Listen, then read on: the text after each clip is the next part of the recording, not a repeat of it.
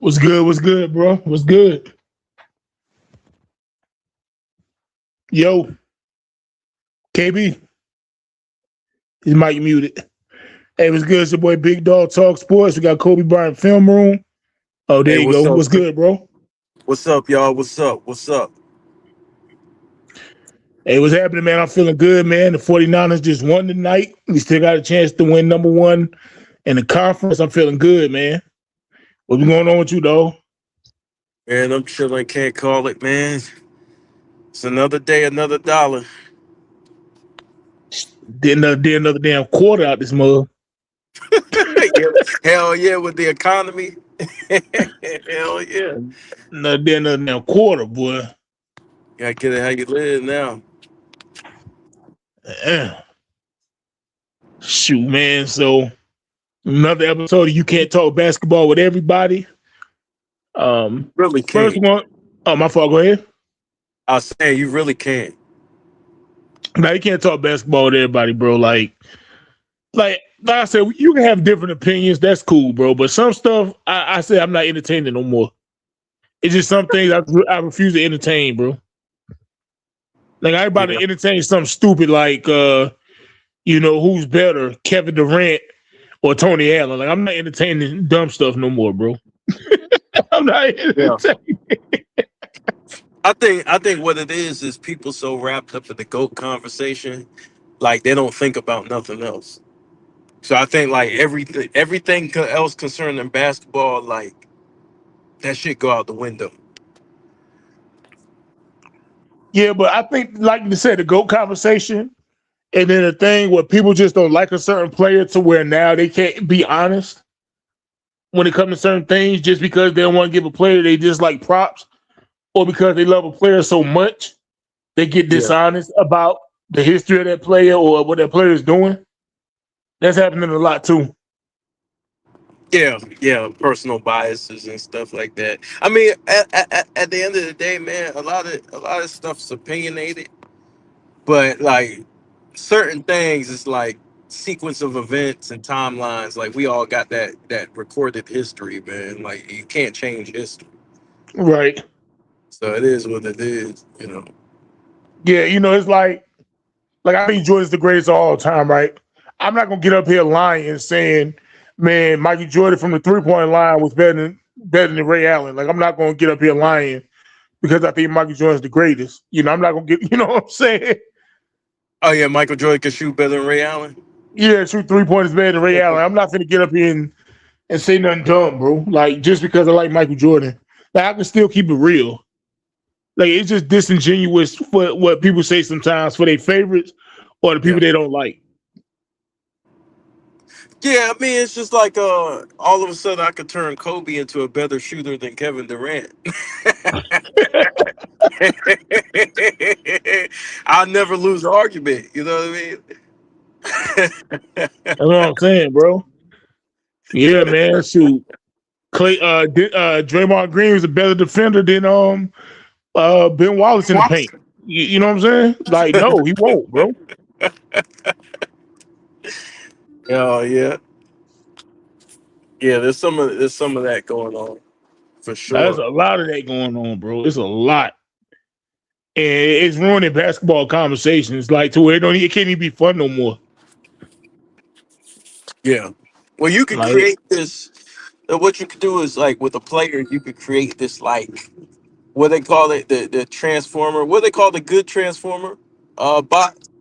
um, the Decepticons was the bad guy, Autobots, the Autobots, Yeah, but what was the was it Megatron? Megatron. He was the Was it Megatron? Was it? But you could create a Megatron, meaning you could add all the great attributes to every basketball player who ever lived, and throw it on your favorite player, and then you can have this unbeatable player. You know what I mean? yeah. But it's like, okay, so like I'm somebody that love '90s basketball, and I want to prop up '90s basketball. I'm not gonna get up here and be like, yeah, man, Dana Barrow's more athletic than Russell Westbrook. I'm like, you know what I'm saying? It's like, Oh come on, shit! bro. You know what I'm saying? Hey, whatever, sir.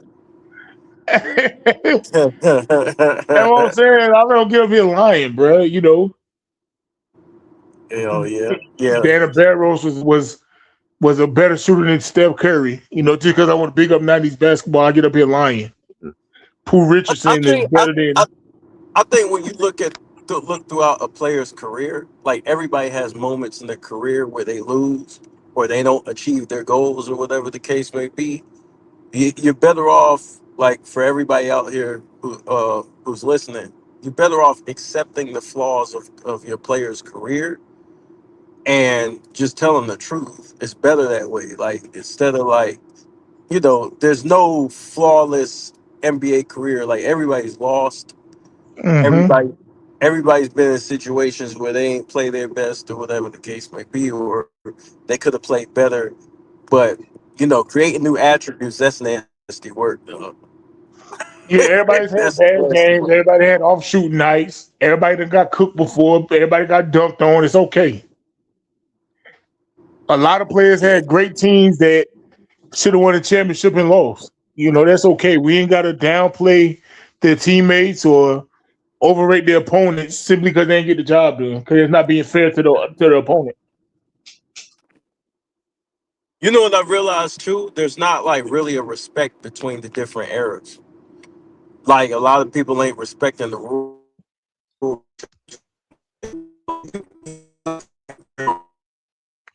Hey, you breaking up? because especially when you're trying to compare across eras, you probably shouldn't. But if you're going to do that, you got to take into account like different rule changes because everybody, is not playing in an offensive friendly league. Like uh, if you take the 2000s and you try to compare that to the 80s, like with the field goal percentage, like it's a it's an unbalanced comparison. It's completely different rules. You know what I Right. mean? Completely different game, different rules, different spacing, different pace. Yeah, like they compare players today. They're like, oh, this person is scoring 23 points a game. And then they're comparing like Kevin McHale. It's like, bro, it's like different times, bro. Yeah, yeah. Because 20 points used to be hard to come by. Like 20-point per game scores, especially 30-point per game scores. That was rare. Now it's like the norm because it's a more offensive friendly league. So guys is Yeah. getting the points and they start to look like legends. You know what I mean? Like with their stats. So you gotta understand, like, yeah, this person may have averaged 20 points per game or the case may be, but this person is like Isaiah Thomas. I think Isaiah for his career averaged like 19 a game. Right. But like we all know like what it was. You know what I mean? Like we all know what it was. So Yeah, I'm not gonna compare Desmond Bain when he averaged like 23 points a game to when Mitch Richmond was putting up like 23, 24 points a game. Like we're not gonna say I have a discussion about Desmond Bain and Mitch Richmond. Like we're not doing that. You know what I'm saying? We're not doing that. and watch a nigga have a podcast and do Desmond Bain versus Bitch Richmond. Hey, that boy, I'll be mad as hell. Cause first of all, I feel like I just spoke that in existence. And if somebody do that, they're gonna piss me. They're gonna piss me off. Hell yeah. And you know this nigga just trying to eat. Like he just coming up with all these different wild topics, just trying to eat, man. Yeah, he trying to eat, boy. He go with that. You know what I'm saying? Like, bro, like, come on, man. That's why I tell people, like, you just can't look at stats, bro. Stats don't tell the whole story. Bradley Beal at one point averaged 30 a game. We don't look at Bradley Beal like he's Bernard King. You know what I'm saying? Yeah, yeah. There's also those moments that you ain't get from certain players, like the playoff moments. Like basketball at its highest level, you're not getting that many moments from some guys in order to compare them to other guys. So it's like some comparisons are like apples to oranges. You can't compare a superstar to an all star. Right. And I think people do that too much. Oh, they try to take a superstar, compare him to all stars. Like, no, no, no, no, no, no, no, no. Can't do that shit. There's levels. There's levels to the game of basketball. It's like comparing a general to a private or a Yeah, man. And then like when a player all star, they want to act like they like a superstar. Like, look, you could be an all star player, but that don't mean you T Mac. You know what I'm saying? yeah, You yeah. know, oh, this team had two all stars. Like, bro, it's levels to all stars. Is levels to that, and a lot of that comes from the eye test. And I know people hate the eye test, but that's how you differentiate between who's what. Because if you have 230, like for example, like Bradley Beal, not to put him down or anything, because he's a really good player, but like Bradley Beal or T Mac, and you'd be like a person who's not looking at the game would be like, man, he averaged 30 and then he averaged 30. It's like, come on, dog. Like they're not the same, bro. Like they're not the same. That's Like what I'm saying. Like people go back and look at the '80s Bulls before they got good. Man, Michael Jordan had Orlando Woolridge. Like, bro, are you serious? he was a good player, but he wasn't like Yeah, they thought like he was damn Adrian Dantley or something. Like he was a good player, bro. yeah. Yeah, I just think like that part of the game and just the nuances of the game and people just focus on the GOAT debate and that's all the media talks about. That's all they Yeah. care about. They don't care about the education of the game or teaching the younger kids that, hey, look, this is Adrian Dantley, like you just said. Like, hey, this is what he did in his career, whatever. Most kids don't know nothing about Adrian Dantley, and they don't care. No, I remember I talked about Adrian Dantley back from the '80s, and people got mad. I'm like, bro, Adrian Dantley was one of them niggas. Yeah, yeah. He led the '80s in scoring, didn't he?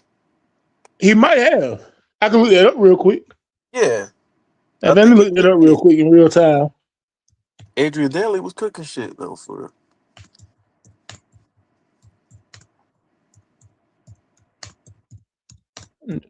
I Real think quick. Kareem led the '70s.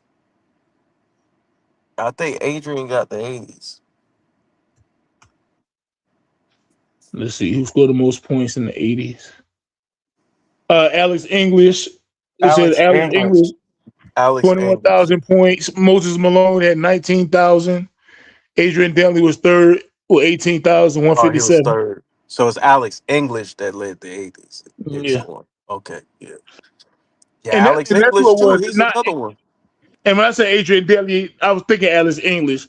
I was talking about Yeah, Alex English, how great he was, and people got mad at me. That's what it was, not Adrian Dantley. I mean, Adrian Dantley was great too, but it was Alex yeah, English I was talking about in that conversation. And people got mad at me. I'm like, bro, Alex English was one of them dogs.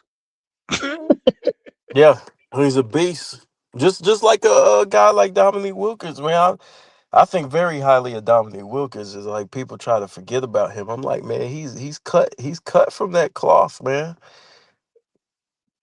I think what it is, like, people now look like if you don't got a championship, you're a loser. It's like, bro, first of all, it's only one champion a season. Yeah, Everybody can win a championship. Everybody don't have a roster to win the championship. And then sometimes you just play against somebody that's greater. I yeah. mean, Well, just you because are a Dominic Wilkins, loser. You are a loser in terms of not winning, but like you're not a loser as a player. yeah, that's what I'm saying. It's like, bro, like, I'm Dominique Wilkins. I'm putting up 30. You know what I'm saying? Yeah, And because yeah. I couldn't beat Michael Jordan in the playoffs with Spud Webb, I'm a loser. And shit, Dominique was dropping 60 and shit. Dominique was dunking on niggas, all sorts of shit, man. Yeah, yeah, Like Alex English. People were like Alex English. He never won that. Like, bro, he was still one of the all-time greats. Now, I'm not gonna put him up there with Kareem for his career, but he's still one of the all-time greatest basketball players. yeah, yeah. He's But up we're in the there, man. situation now. If you don't have a ring, you're a loser. I'm like, bro, like, I mean, But there's nothing wrong with being a legend, and you may not be at the top. Like you Right. may not be maybe the top five or whatever, but that don't mean you ain't great.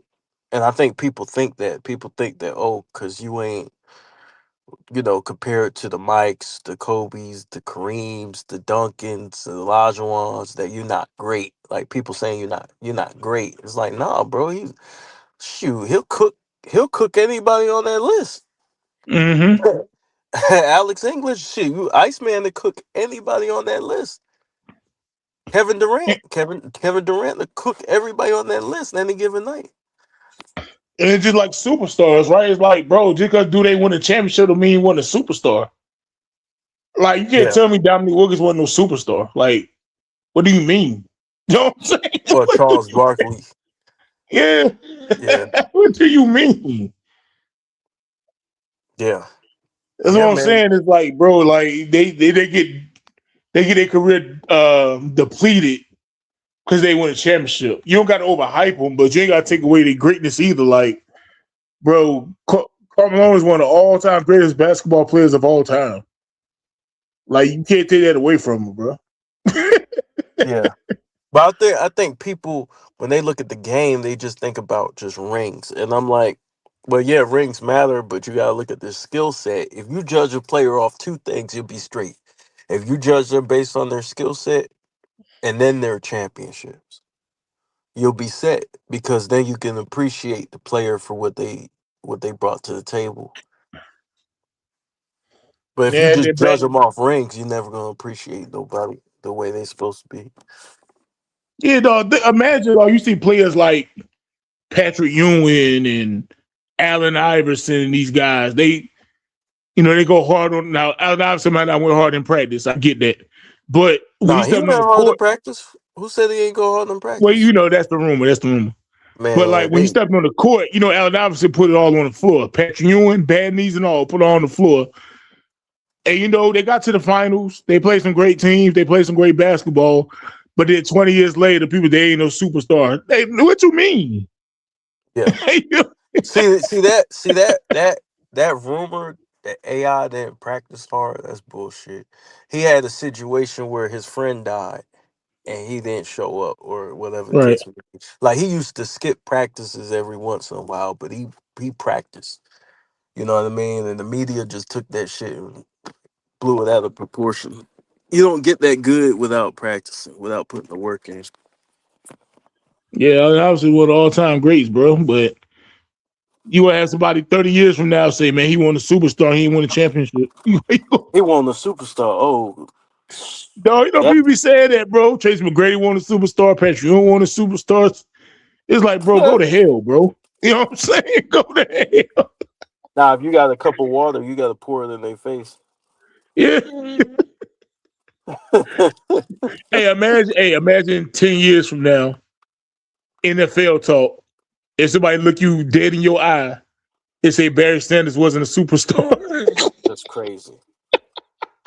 but he never get to the Super Bowl, man, go to hell, bro. Please.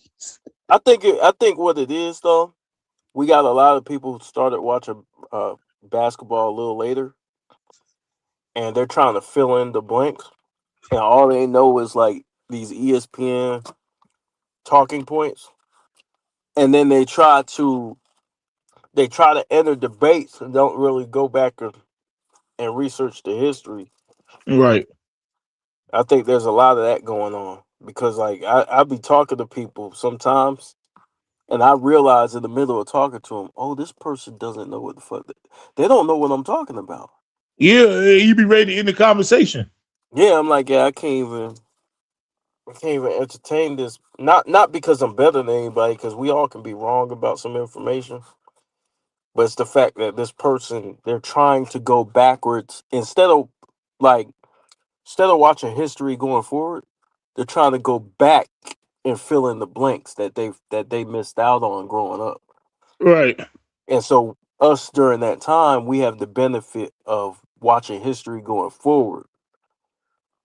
And there's some things that they're gonna miss out because they're gonna miss out on the context and everything like that. They're gonna miss out on all that because they're not watching the broadcast at that time. Right. Dog, I was watching, you know how they do like the one versus like 20 like debates or whatever. Mm-hmm. So Chill from Player's Choice, he was on one, right? And this younger guy, they was I forgot exactly the topic at this point, but it was comparing the old and the new.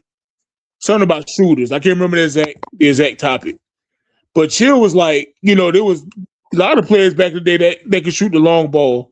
And he mentioned Dale Ellis. And the young dude was like, who's Dale Ellis? I was like, bro, I would have Yeah. said, bro, please get up out the seat. Like, you But you talking to me see, about long range shooters. You don't know who Dale Ellis is? Please get up out the seat, bro. but that says a lot. Think about what that means though. That means this dude then got his ass up, got in a chair to debate somebody, bro. On a big channel that they get On a watched by millions big of people. channel, broadcasted to the world, and then But millions of people watch it. it had the ego The to try to ego. tell him what's what, and he don't even know who the player is. He's like, who's Dale Ellis? I'm like, bro, y'all talking about long range shooters. You don't know who Dale Ellis is? Mhm. And we'll argue you to the nail. Bro, they will They'll argue still you argue. down, bro. Only in basketball, bro. Only in basketball conversations do we get that where people don't even know what they're talking about, but they continue to talk. It's crazy. No, like, I'm not finna argue with no old head about golf. Or hell, I go argue with a young head about golf because I don't know too much history about golf like that. So I'm not gonna sit down and try to argue with this dude, and they try to tell me about Phil Mickelson or whoever, and I'm arguing with him. He look at you like, bro, what the hell? Like what? Hmm. And Arnold Palmer and all these guys, I'm seeing the argue saying they ain't all that. But that says a lot about brainwashing. When somebody's brainwashed like that, and they could sit up there and try and be the authority figure, and they only been watching the game for a couple of years. Like, bro, a lot of us we've been watching the game for at least 20 years or more. Yeah, 30 years for real for me. Yeah, 30, Some 30, years. 30 plus for some of us, 40 Yeah. plus for some of us, and so to have a kid sit right before you, and he's like 19, he doesn't know who Dale Ellis is. It's insulting, dog. Dog, dude wasn't even alive when the Charlotte Bobcats started. And you try to tell me about Dale Ellis. It's nonsense, bro. And this is my thing. Like, they can research some stuff too. Like, it's not like they can't go back and learn if they wanted to actually know. Like, it's this Mm. young dude. I wish I knew his YouTube channel. I can't think of it. But like, he had a reaction video and he was watching Penny Hardaway highlights. Bro, I lied to you not within 2 minutes of the highlights. He realized he was lied to about 90s basketball watching Penny. Yeah, He seen how skilled Penny Hardaway was, and he realized that he was lied to, bro. Just watching a man. couple minutes, he's like a minute and 40 seconds in on Penny Hardaway, and he realized he was lied to. He was like, bro, he looking at the skill set Penny Hardaway had. He kept saying, Mhm. like, he kept waiting, saying, "Oh, why is he so smooth? Yo, why is he so smooth?" There's He realized he nobody. was lied to, bro. Certain players. There come certain players in a lifetime where nobody looks like them, right? Like you get a guy like Penny in today's game, as skilled as some of these guys are, you're not gonna find a Penny Hardaway. No, you're not. There's not one. And I seen some guys who you know their game in certain aspects reminds you of him, but his overall game, nah. No, it's a young guy I personally know. This was about 7 years ago. I think I told you about this. The young guy I know. He watched some Larry Bird highlights. He was like, "Yo, I didn't know Larry Bird can do all. I knew he could shoot, but he said I didn't know he could pass and all that other stuff he was doing." I said, "Yeah, bro." I said Larry Bird one of the most skilled players all the time. Like he just thought Larry Bird could just shoot threes and that's it. He didn't know he can like the passing ability, rebounding. He'll dunk the ball. Not saying he's Sean Kemp, but he'll dunk the ball. the behind the back passes, the crazy full court passes, and all that, the rebounding and the step backs and all that. He didn't know Larry Bird could do all that. He thought he was just like a set shooter that could just shoot threes. And you know Like, what I would no. and you know what I would do? What? Hand him a tennis racket. Man, you ignorant. I would hand him a tennis racket. Here you go, dog. Nah, but he went back and watched it though. Like that's what I'm saying. Like I Yeah. respect him for that because he was young. He was only like Oh, okay. 18 at the time, and he went back to watch Larry Bird. Like he didn't even tell me he was gonna do. He just watched it one day, and then like when he see me the next time, he's like, "Yo, I didn't. All I thought about Larry Bird was he could shoot. I didn't know he could do all the other stuff." I'm like, "Yeah, bro, Larry Bird was one of them. Yeah, Larry it's Bird one of the cool. most skilled players to ever play basketball, bro." Is that the same dude who said he ain't no Kobe can dunk? No, no, no, Or is no, that a no, different dude? no. So Mickey Fax, he ain't say he ain't no Kobe could dunk. Shout out to Mickey Fax, by the way. He said that we talking about some of the greatest in-game dunkers of all time, Oh, okay. and talking about people that could dunk on players, like dunk on other people. And I mentioned Kobe Bryant, and he was like, "No, Kobe Bryant ain't really dunk on people." So Oh, this one I had to shit. show that picture of him dunking on Dwight Howard. Like I like, bro, you must have forgot. Yeah, that's crazy. I said Kobe one of the all-time in-game dunkers in history. I ain't gonna say he's the best, but he was one of the greats. I think what it is, people start remembering Kobe like the last few years of his career when he wasn't as athletic no more, and they Yeah, forget like athletic Kobe, like 360 windmill it's in the traffic media. Kobe. They It's the forgot about media that. too. It's the media surrounding the game where they say Kobe wasn't that athletic, or you know what I mean. Like it's also a lot Dog, of Kobe was negative a media. video game, bro. Like especially young Kobe, Afro Kobe, he was a video game, bro. Yeah, Kobe, Vince, Mike. Who else was stunting back then? Freaking, you had a lot of in-game dunkers. Jason Richardson. Yeah, I say y'all Holy forgot, shit, bro. Wilt Kobe won a dunk Chamberlain. contest, bro. Y'all forgot. Yeah, Kobe was off the charts. His in-game dunks were better than his dunk contest dunks. Yeah, I know. That's what I'm saying. I said, bro, you must have forgot.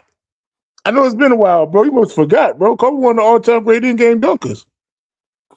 Yeah, but see, if Yeah, you don't, I think he just forgot, bro. I had to remind him with that Dwight Howard picture.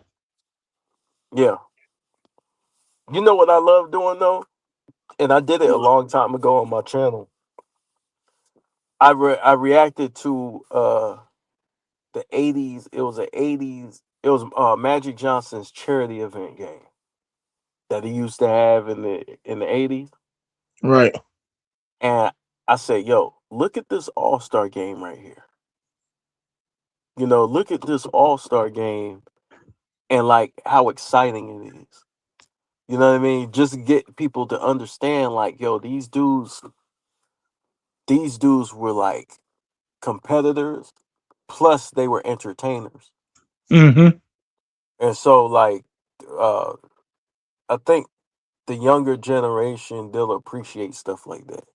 Because it's fun, it's fast paced, it kind of reminds them of the game now. Like you get those All Star games, especially with Magic. You know, Magic gonna throw these over the head passes, no looks, and all stuff, all that stuff. And then Dominique gonna reverse that shit like in traffic. Right. You know, those are the games I like to highlight for them to watch. No, I remember the 92 All-Star game. I think it's 92. When Magic, he came, he played the All-Star game, even though, he announced he had HIV or whatever. I Hmm. remember watching that All-Star game as a kid, bro. I remember that like it was yesterday. That was 30 something years ago, bro. That was Yeah, one for the ages, bro. I was excited, bro. that's one thing about Magic. Magic can get you excited. When you watching him play, he'll get you hype. He gonna do something make you jump out your seat. He had that ball fake that he had when he came back and played with the Lakers. That's one thing I remember from him. That shit was nasty as hell, dog. The 98 All-Star game was fire too with Kobe Yeah, and yeah, Jordan.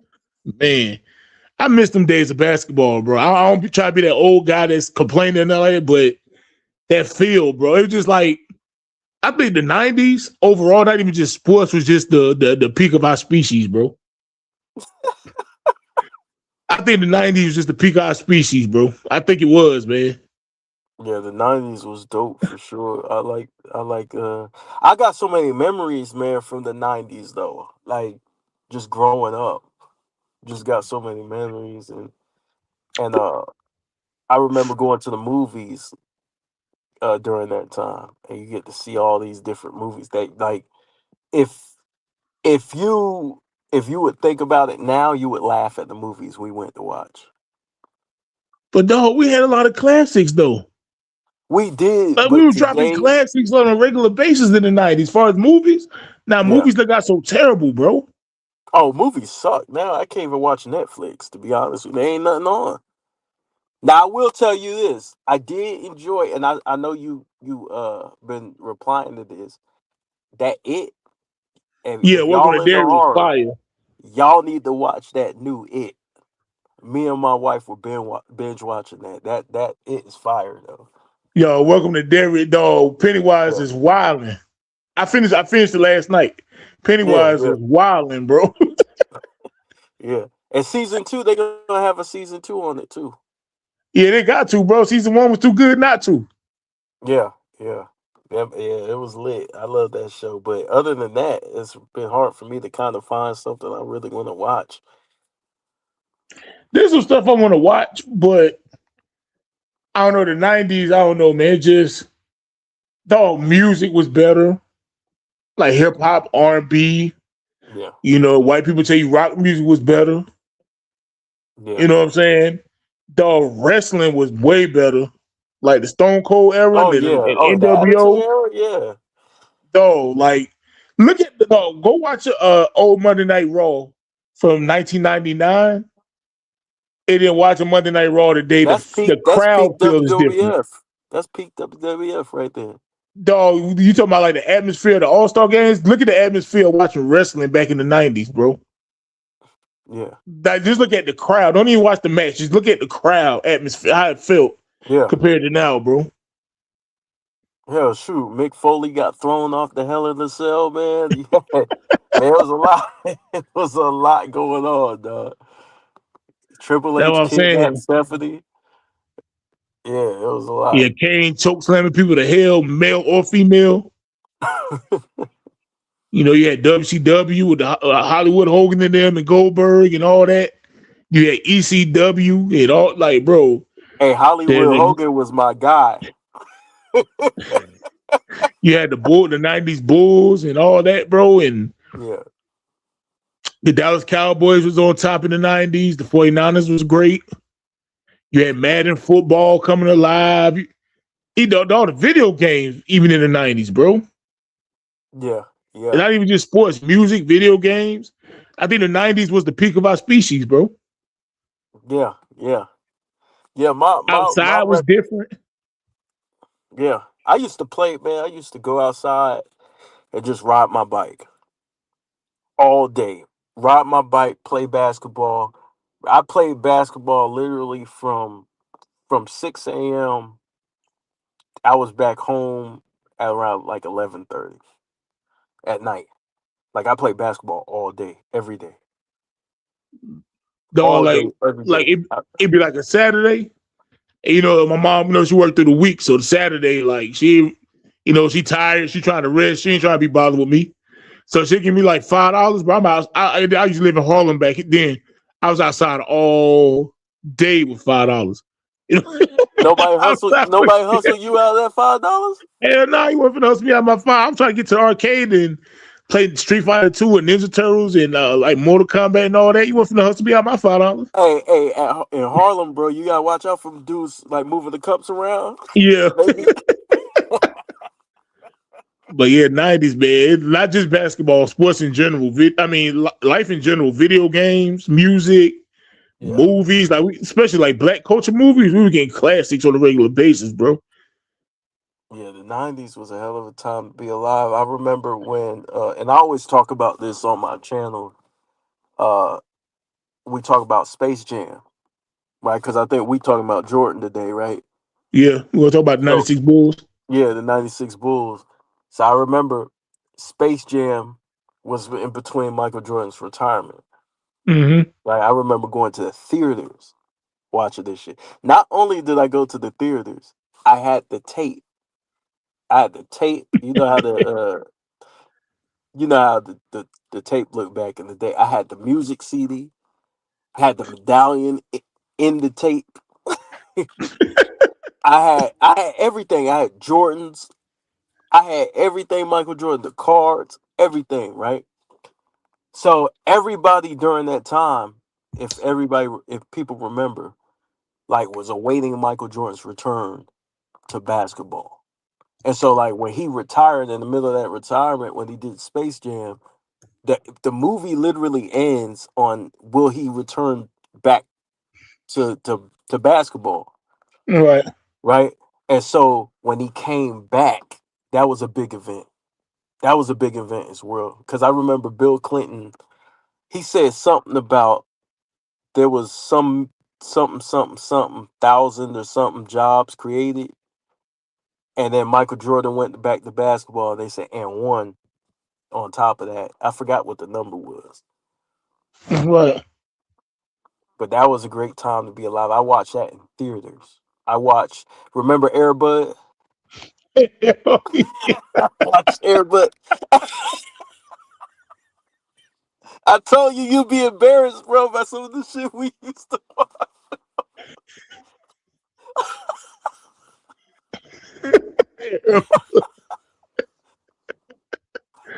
Hey, he used to watch Airbud, dog. And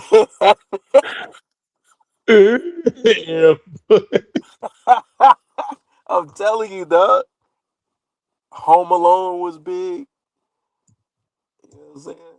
I just watched that the other day. Yeah. Home Alone. I Home, just watched Home Alone the other day. yeah. Now you remember Yeah. Cool Runnings? He did Jamaican bobsled team. It's a classic, though. It's Yeah. a classic. Yeah. And then in the bathtub, like they on a bobsled. I was like, bro, this Hell like it yeah. sounds like it's cringy, but it's a classic though. It's a classic. Yeah. Remember A Christmas Story? That wasn't 90s though. When that come out? Was that 90s? No, it was the 90s. Was it the 90s? It's an No, I don't think that old was ass. 90s. I think that's before That's the 90s. I seen it the most in the 90s. Oh, yeah, that's from like 83. No, not A Christmas Story then. We had a Toy Story. No, we had Toy Soldiers. I remember watching that in the movies. I don't know if anybody remembers that. That was right around the time they were promoting Surge, that drink, Yeah, that soda. Surge. Yeah, and they was promoting the hell out of Surge. Hell yeah. Yeah, that was man. We were playing Nah, NBA Jam. yeah, NBA Jam. Dog, yeah, if you ain't have 4 quarters, you weren't playing the whole game. It was a quarter, bro. And it was 3 minute quarters.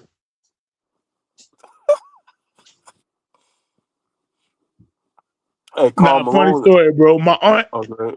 My aunt took me to the movies, and she took me to go see Jungle Fever, bro. I was,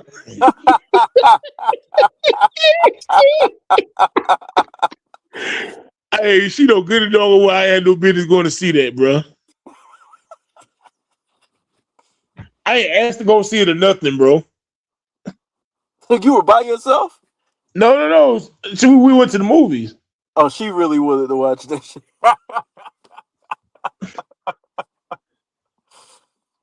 Man, she ignorant, yo. I remember Miss Cleo. No, she one of the biggest scam artists in history, bro. Whatever, I'm like, call why me y'all now. calling her, bro? Call me now. Oh, no, when she was on GTA Vice City, I was laughing, bro. I said, not Miss Cleo. Oh, She wow, was on Auntie Paulette on Vice City.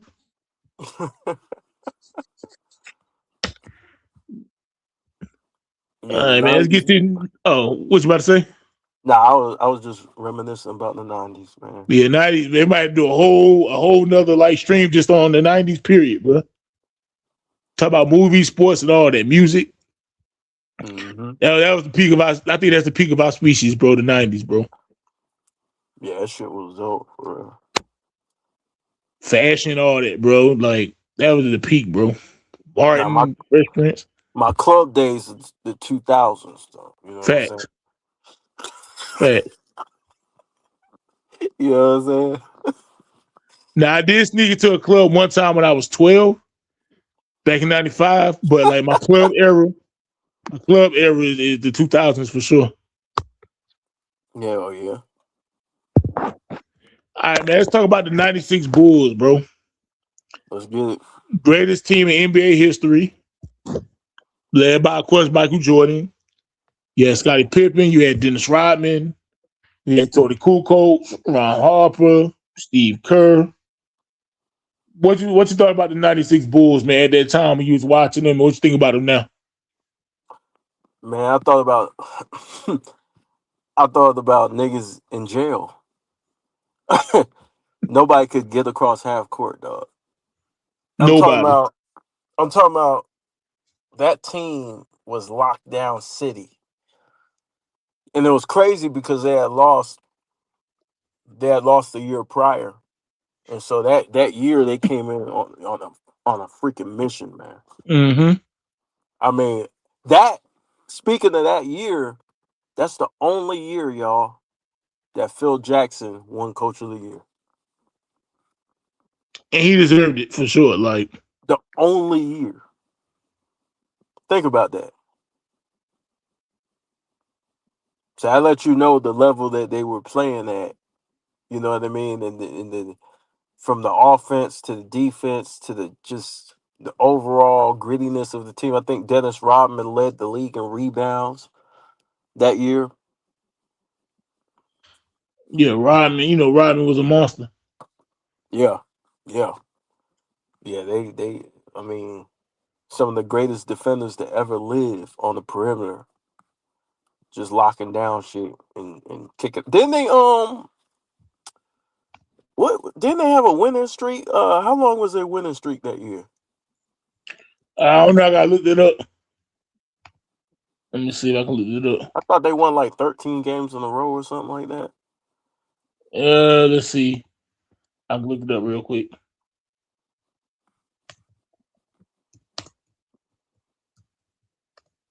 Let's see. '96 Bulls winning streak. Let's see if I can find something.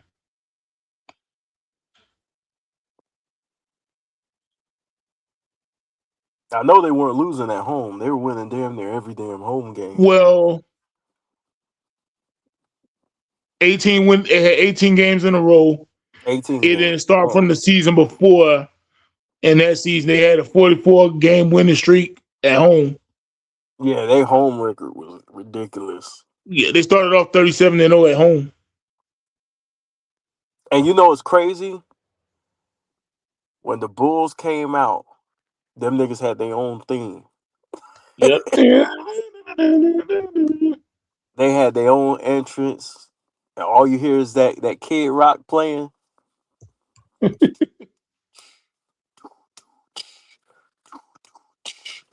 Though, and the thing about the '96 Bulls, right?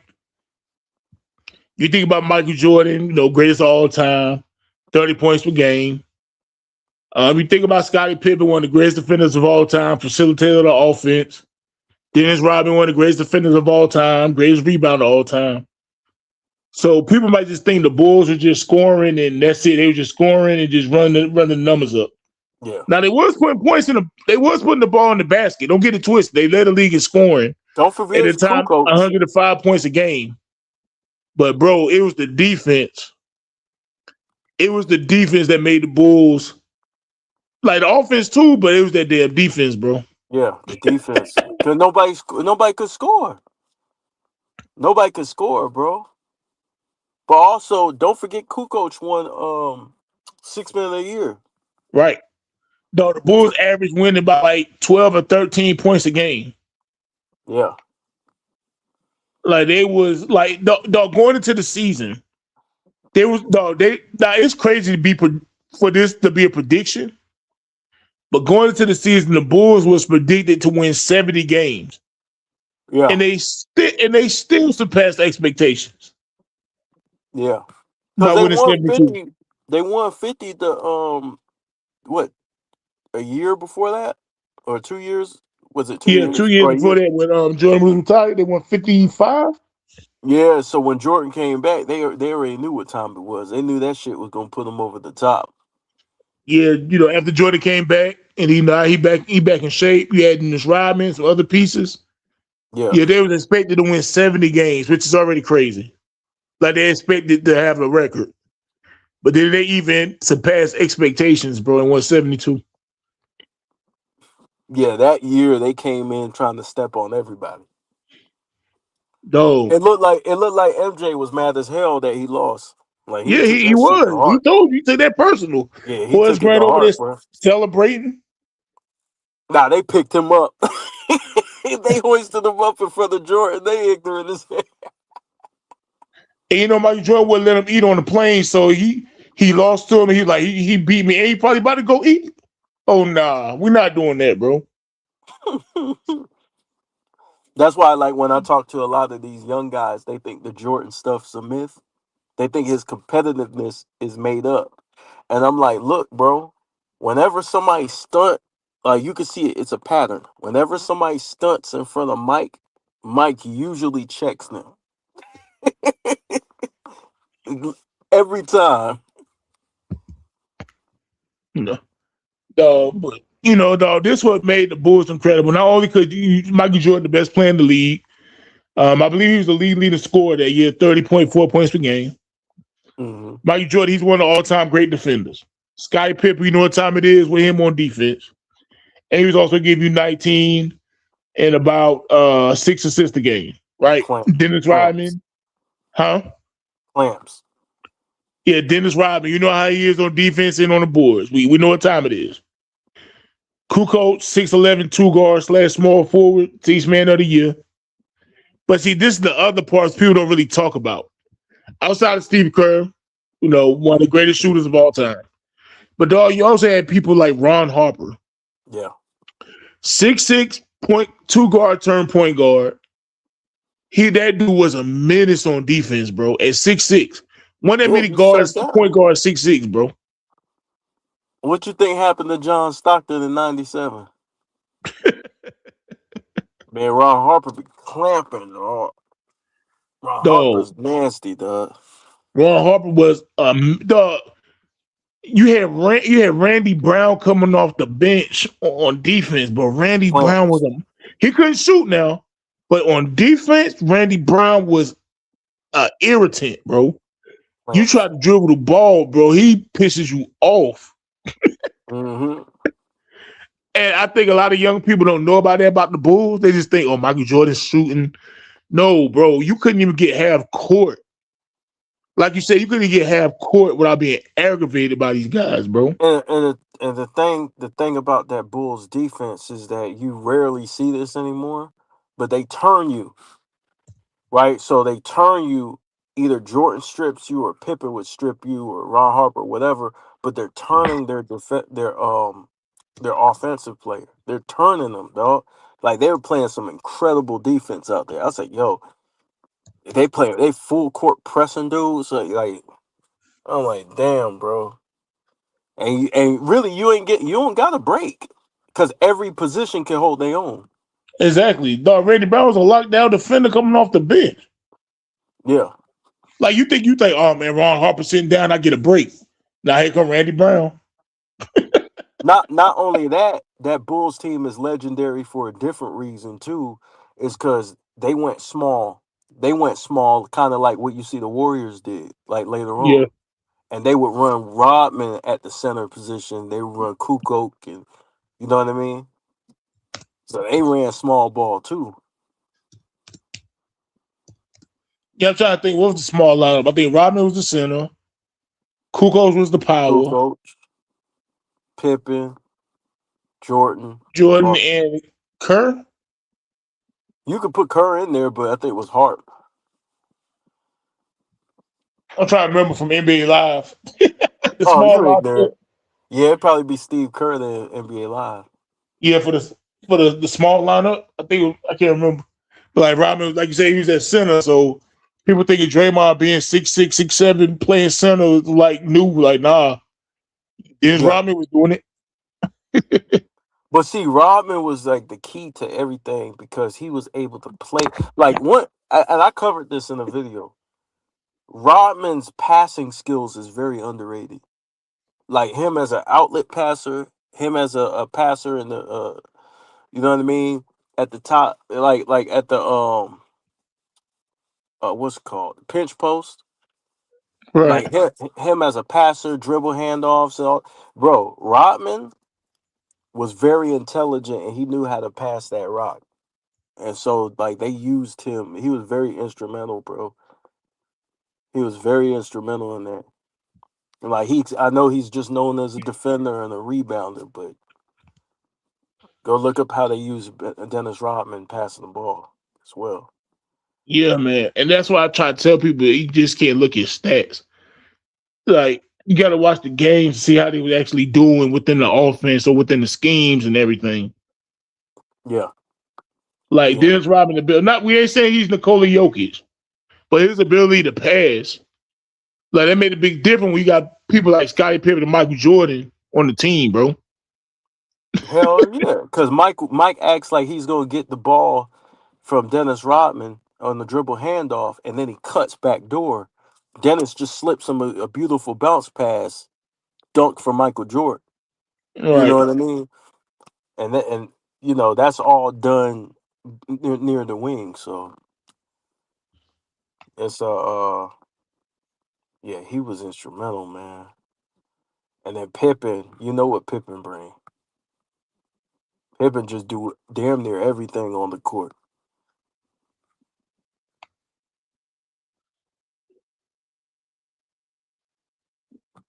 Yeah, man. What did Pippen average that year? He averaged like 19. 19 and what? Like I gotta go back. I was looking that up something motherfucker else. was doing damn near everything. I'll go back.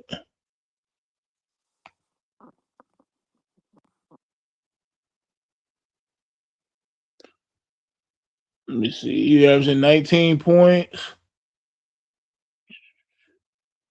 6 rebounds, 6 assists, 1.7 Yeah, steals.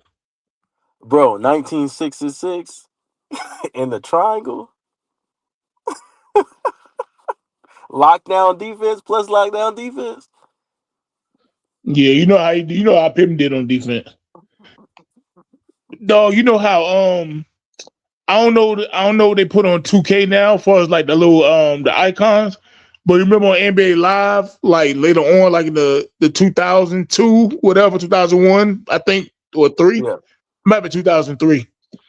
And they have like certain icons for players, like if they dunk, if they was like real big on dunking, they have like a little wing. yeah, They hit threes real great. They had the 3 point the little 3 point icon. And if somebody's a lockdown defender, they have the little lock yeah. icon. Though I think Jordan, Pippen, Randy Brown, Ron Harper, and Dennis Rodman, all five of them will have the little lock. The little lock icon. Man, bro, teams look like they were just throwing the ball away, bro, on purpose because they ain't want them things down their throat. No, I try to tell you like the '96 Bulls won just about Michael Jordan shooting 30 points a game. Like, no, that team overall, bro. Like, you Yeah, think you're getting a break when Michael Jordan and Randy Brown go to? I mean, not Randy Brown, Ron Harper go to the bench. You think as a guard you getting a break? No, nigga. We yeah, got you Randy getting Brown hounded. coming to piss you off. And then the crazy part is it allows Michael Jordan to rest because like Ron Harper's 6'6" himself. Exactly. So like he could just come over there, whoever Jordan needs a break on, he could just come over there and guard him. Pippen for sure as hell could do it. You know what I mean? So you got two or three guys, you could get Randy Brown off the bench to deal with a nigga so that Michael Jordan could just worry about scoring. Or Mike can go guard him himself if he's pissed off enough. So like you Right. got so many options that you could use defensively. Like that team was nuts. That team was crazy. Especially on perimeter. And then Michael Jordan, like, he had Tony Kukoc, who came off the bench. He got you like 13 a night. Yeah, That was a yeah. big deal for the 90s, 13 points a game coming off the bench.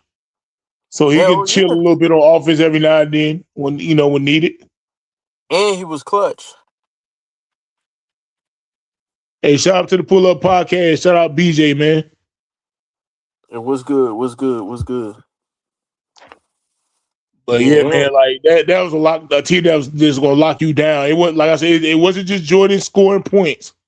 Nah, bro, it perimeter defense locked down penitentiary. yeah, that shit was it was a wrap, bro. It was a wrap. We knew what type of year it was gonna be. Like that was a wrap, bro. That was a revenge tour for Mike. That was one of the revenge tours. Yeah, they were so far and above like that year. Anybody else? Yeah, that mess was crazy. And then even if you look at the teams they beat in the playoffs, Mm-hmm. though, like in the playoffs, they played the Miami Heat in the first round. I know Tim That was a Hardaway was tough hurt. series. That was a tough series too. Yeah, I think Tim Hardaway was hurt. Was he hurt in the playoffs? I know he was hurt a lot in the regular season. I don't remember if he was hurt in the Yeah. playoffs or not, though. I can't remember if Tim Hardaway was hurt. I know he was hurt a lot for the regular season, and that's why they felt like an eighth seed. Yeah. That shit, man, they were tough. Well, they were physical. Then they Man. had Knicks, with Ewing and Starks and all those boys. Mm-hmm. They 4-1. They 3-0 the Heat in the first round. They 4-1 the Knicks in the second. And, it's always a dogfight with the Knicks and the Bulls back in the 90s. Like, that was must watch TV, like, whenever they played. And if I remember correctly, they could have tied it 2-2, but John Starks traveled trying to take the last shot. You gotta let it go, sir. No, I just remember. I remember like it was like 2-1, and the Knicks could have tied it up, but John Starks traveled or something like that. And then they ended up going down 3-1. You ain't coming down 3-1 from the damn Bulls. Like you hang that, Nah, that that's a up. death sentence. It's over. Yeah, once once the Knicks lost, got down 3-1. I say yeah, it's over. You know what they were thinking about when they got down that much? They knew it was a wrap. Yeah. If I'm not mistaken, John Starks traveled, tried to hit the last shot, and it was a wrap. Then the Eastern Conference Finals versus Shaq and Penny, 4-0, Sweet. sweep And it's it crazy up. because, bro, it's crazy because that team was really, really good. Like, that team was really, really good. The fact that they got swept is crazy. It's crazy, but then like that Bulls team, bro. Yeah. And this is what I try to tell people. People like, oh man, well, Michael Jordan was favorite when he played. I'm like, bro, that goes to his greatness. Like, what you mean? Yeah. It's not like he was stacking the deck, adding, Sean Kemp and But he you know won't what I'm saying, always Gary Payton favorite. to his team. Like, bro, he elevated his team to be that damn good. But he won't always favorite, though. Yeah, but I'm just saying, like somehow it's a negative. The Bulls were 72-10, and they dominated. Like somehow people made that a negative. Yeah, nigga. If you win 72 games, you're gonna be favored. Yeah, Like this, yo, these people crazy, man. Where you find these people at? no, basketball talk is deranged. Like, how you make this a negative? Like, I don't know. They make dominance. They make being dominant negative. Yeah, but somehow when you lose, it's a positive. Like, I don't get it, bro. When you lose, your legacy grows. The people who win, they get pushed to the back. Like, it's crazy, bro. Hey, one dude was on BJ. Shout out to BJ if he's watching this. But I don't know if he's still here, but he did comment. he knows what I'm talking about. What dude came up there and said he got James Harden in the top 10. I said, what? I said, so It's you got like, I mean, it's your top 10, bro. I mean, it's his list, but he got Kobe at number 15, but he got James Harden Oh, at the top snap. 10. Wow. Kobe at 15 is insane. I said, And dog, y'all go subscribe to the Pull Up Podcast too, by the way. Y'all subscribe, man. the more you lose, the more you get rewarded. This mess is crazy. Dog, it's like, No disrespect to James Harden, he's a great player, but dog, it's like over Kobe, people found a way to find something negative about the 72-10 Bulls, but then they praise the LeBron losing to the Warriors. Like, I was like, y'all get on my damn nerves, bro. I get it, bro. You love LeBron, it's fine. But to say this, you find a negative for the 72-10 Bulls winning is crazy. Or they talk about Kobe when he won against the Celtics in 2010. Look at his field goal percentage. Nigga, fuck his field goal percentage. That nigga got the ring, nigga. But this is what I don't understand. Why can't you like LeBron and still represent history the way it's supposed to be represented? Exactly. Like why you gotta twist stuff up? Just say you like LeBron. Why you gotta, like, Jordan's Jordan, bro? You can't put that Men in Black thing in front of our face. No, it's like me liking boxing. It's like me liking boxing. It's like me praising Tank Davis, and then I throw shots at Sugar Ray Leonard, like downplaying Sugar Ray Leonard because I like Tank Davis. Yeah. Like, bro, Sugar Ray did what he did, bro. Like, yeah, man, Muhammad Ali wasn't that great. You know what I'm saying? Man, Marvin Hagler, he ain't punched that hard. Man, Marvin Hagler was knocking people out, bro. Like, what you mean? Like, he was Marvin. Tommy Hitman Hearns ain't hit that hard, bro. Like, what?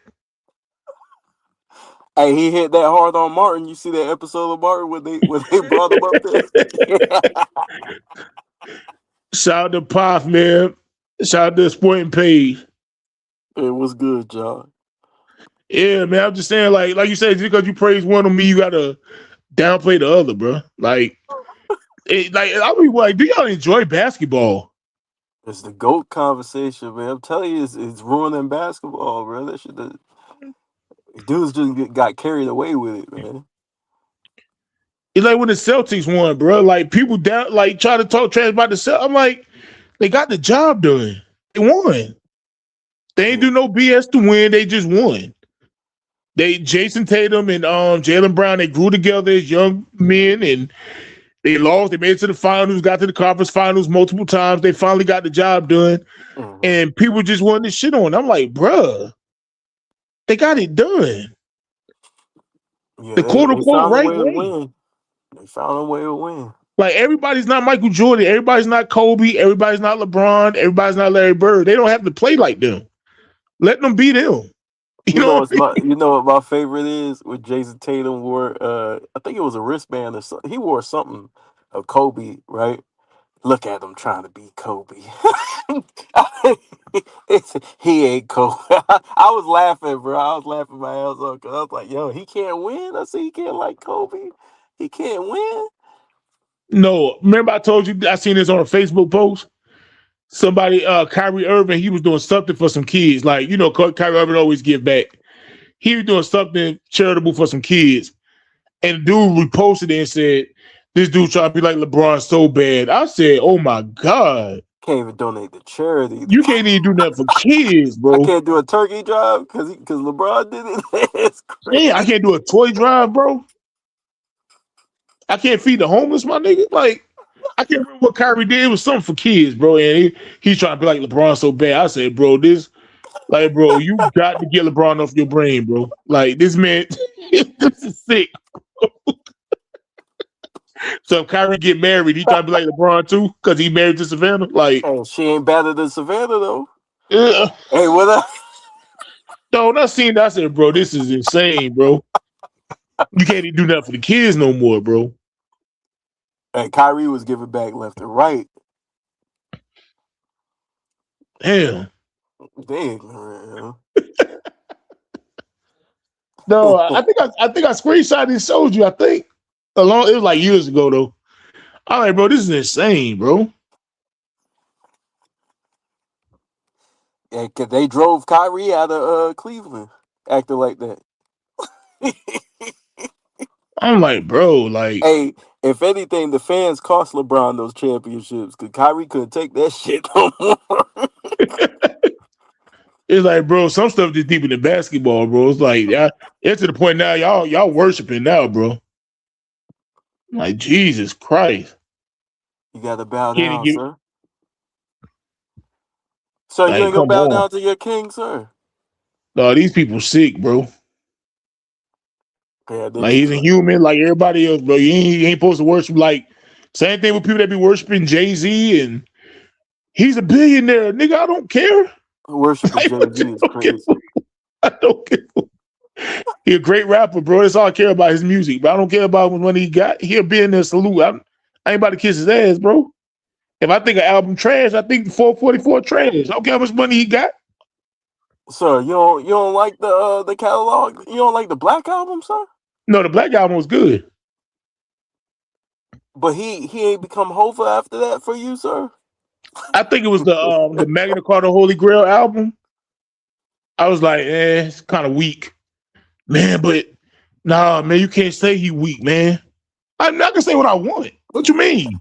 Nah, Kingdom Come was worse than that, sir. Yeah, Kingdom Come was terrible, but he came out with American Gangster the next year though. Like he Yeah, bounced back the next year. American Gangster was fire. Yeah, it Yeah, was fire. he bounced back, but that Magna Carta Holy Grail, and then years later he came out with that 444. I'm like, all right, Jay Z, you might need to hang it up, bro. But man, he a billionaire, man. You can't say that. Like what? Like what you mean? Or he's doing better than you. He doing better than you. Like, nigga, what? Yeah, okay, he doing better than a lot of people. He rich. Salute. I ain't gotta worship him. If I think a song whack, I think a song whack. So But what you people trying to worship say? celebrities, bro. You trying to say you don't worship? So you don't worship Jay-Z and Beyonce, sir? No. Everybody Hey, remember do. they had that church of Beyonce? Well, sir, bow your heads down. I said, bruh. I said, that's crazy. I said, you got some people that look down on Christians because they worship God, but these people worshiping Beyonce. Like, y'all crazy as hell.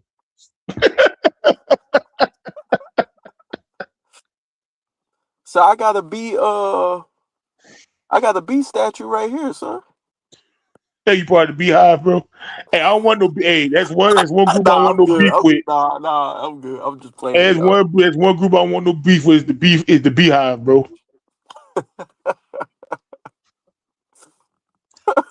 Hey, the people insane. I don't want no beef with the Beehive, bro. The Beehive and the Scientologists, bro. I don't want no beef. They have a church, a real building with Beyonce on the wall. You can't fuck with them. Yeah, hey, some people just gotta leave alone, bro. You can't fuck with them. They on their own level. Yeah, some people just gotta leave alone. Like I just let them have it, bro. They a 501c3, so you can't fuck with them. I forgot who I was talking to. We were talking about Memphis, like Memphis. I was like, nah, some people just leave them in Memphis, bro. Just leave them alone, bro. Well, Them N words in Memphis, just leave them alone. nah, Memphis will get you killed quick. Yeah, Hanging around the leave them N wrong. words alone in Memphis, bro. Just let them do what they do, bro. Just leave them alone. Hey, trust me, I know Memphis. They get you up out of here real quick. Just leave them. Hey, man. Hey, what you Yeah, saying, even if man? you don't bother them, they probably get you up out of That's here. what I'm saying. Yeah, man. This M Town, man. Like, leave them Memphis niggas alone, bro. Just leave them where they at, bro. Just leave them where they at. And don't stop at the red light. The Beehive, the Memphis. Gotta leave them where they at, bro. So what you trying to say? So you trying to say you ain't gonna worship? Nah, I can't do it. You gonna miss Sunday service, sir? Yeah, I can't make it, bro. You know what's on the what they got? What's that book called that they read that they got in church? The program. They you know what's on the program, right? What sort of program? So first we're gonna talk about the Book of Destiny. Okay. Then we're gonna sing put a ring on it.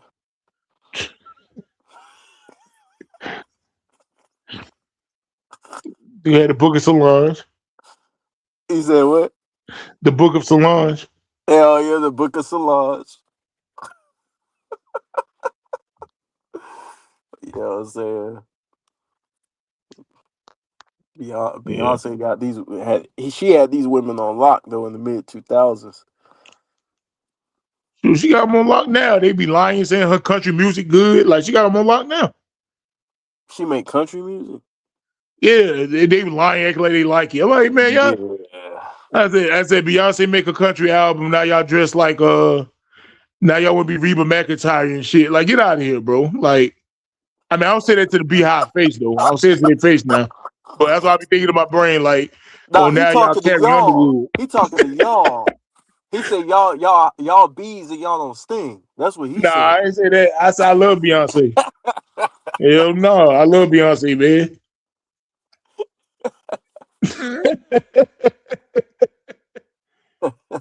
Now they Carrie Underwood because Beyonce did a country album. Like, nah, y'all want just like Carrie Underwood and like, nah, I want to be with the beat. I love her. I love her album. Well, son, they get mad at you when you say, "Well, she can sing like, but she more of like a rapper right now." What would you say?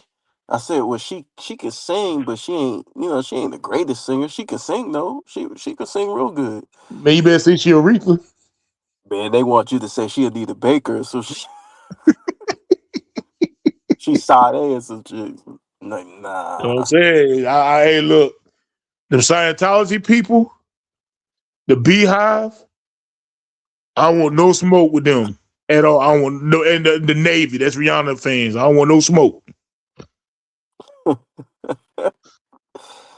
I love all y'all. Please, I want no smoke. Yeah, you will worship. Whether you like it or not, you will worship. Man, please. They took Now, they took the off last thing we're gonna Jesus's talk head. about, They bro. put Beyonce's head in his place. Yeah, I don't want no smoke, bro. The crazy thing. Now, last thing we're gonna talk about is Steph Curry and Kobe Bryant's greatness being unappreciated. Mm. Now, I have no problem with people ranking players however they want to rank them. You know, everybody got an opinion. I'm cool with that. I'm a man. You don't have to agree with me on. You know, that's just life. You don't got to agree with me on everything. Politics, basketball, football, whatever. But I feel like now people is trying to find a way to downplay these guys' achievements. I think now, like people keep talking about awards and all this and act like they don't see what's happening on the court. So now, like, oh, Kobe Bryant only got one MVP. Like, so, you know what I'm saying? Curry only got one Finals MVP. Okay, and you know what I'm saying? Like, okay, what that mean? You know what I'm saying? Mm. I feel like they greatness is getting underappreciated. You know, Shaq played with Kobe. Well, Kobe played with Shaq. Curry had KD. So it's like now people want to downplay the contributions, because they play with somebody else. But people didn't do that to Magic and Kareem. People don't really do that to Moses Malone and Dr. J. We just acknowledge how great they are. You know, Oscar Robertson and Kareem. Mm. We just recognize how great they are as players. We don't sit there and try to, downplay what they did and their abilities on the court because they play with somebody else. And so I feel like right now, Steph Curry and Kobe Bryant's greatness is underappreciated. What you think about that? Well, to anybody who thinks that um, there's something called a common denominator, right? Okay. We use common denominators to figure out what's the constant theme of something, right? And so, what's the common denominator between the Warriors dynasty, all the Warriors championships? It's Steph, right? Yeah. What's the common denominator between the Lakers championships in the 2000s? It's Kobe, right? Yeah. So how can you say that the common denominator is not that? Is not that great? We talking about 4 5 championships. You know what I Yeah. mean? So it's something about them that leads to winning. You know what I mean? So people can call it what they want. They could listen. You could talk. You could run your mouth. You could talk what you want. But at the end of the day, when you look at the common denominator, it's them. I think people now, like I talked about it earlier, people goes back in time and they look at stat sheets and all that, or they look to see who win awards. Shaq was the Finals MVP, but like you did so eloquently, you broke it down the whole playoff run. And the finals, so it's not like Kobe was just out there sitting in the corner in the finals too. But Yeah, like you broke it down, Kobe he only averaged like was it 1 point less or 0.1 point less than Shaq yeah, in the playoffs together? yeah. It's like 1 point difference. Well, It, if you the question is, if you take away Kobe, do the Lakers still have championships? no, If you take okay, so now no disrespect to Shaq, right? Shaq is Shaq. Shaq's a beast. But if you take away Shaq, will you still have Lakers championships in the 2000s? I mean yeah, Okay, then. So what we talking about here? The right. common denominator. People could say whatever they want, but the mathematics always wins, bro. Math is math, bro. You can I'm say just what you saying it's want, like but with KD, without KD, Steph still has championships in a Warriors uniform. yeah. And see the So, thing about Steph Curry, like this is what I tell people: you can't just look at stats. You have to watch the games. So people look at Steph numbers, right? He might have like 26, 5 and 6 or something like that. But there's things that Steph Curry do that do not show up on the stat sheet. As great as Kevin Durant, like Kevin Durant is one of the greatest scorers in the history of the game. Klay Thompson is one of the greatest shooters to ever play basketball. Even with those two on the court, defenses were still double teaming Steph Curry. yeah, They were still that afraid of Steph Curry. So yeah, you might say, yeah, well, Kevin Durant scored 35, which he did. And I'm not saying Kevin Durant need that to score 35 because Prime KD can score 35 in his sleep without even eating breakfast yet. He can score 35. But when you watch the games and you see how the defenses was still so afraid of Steph Curry, they rather guard KD one-on-one who's 6'11, can shoot him over anybody. They said, we still going to double team Steph Curry, even though Klay Thompson is over there.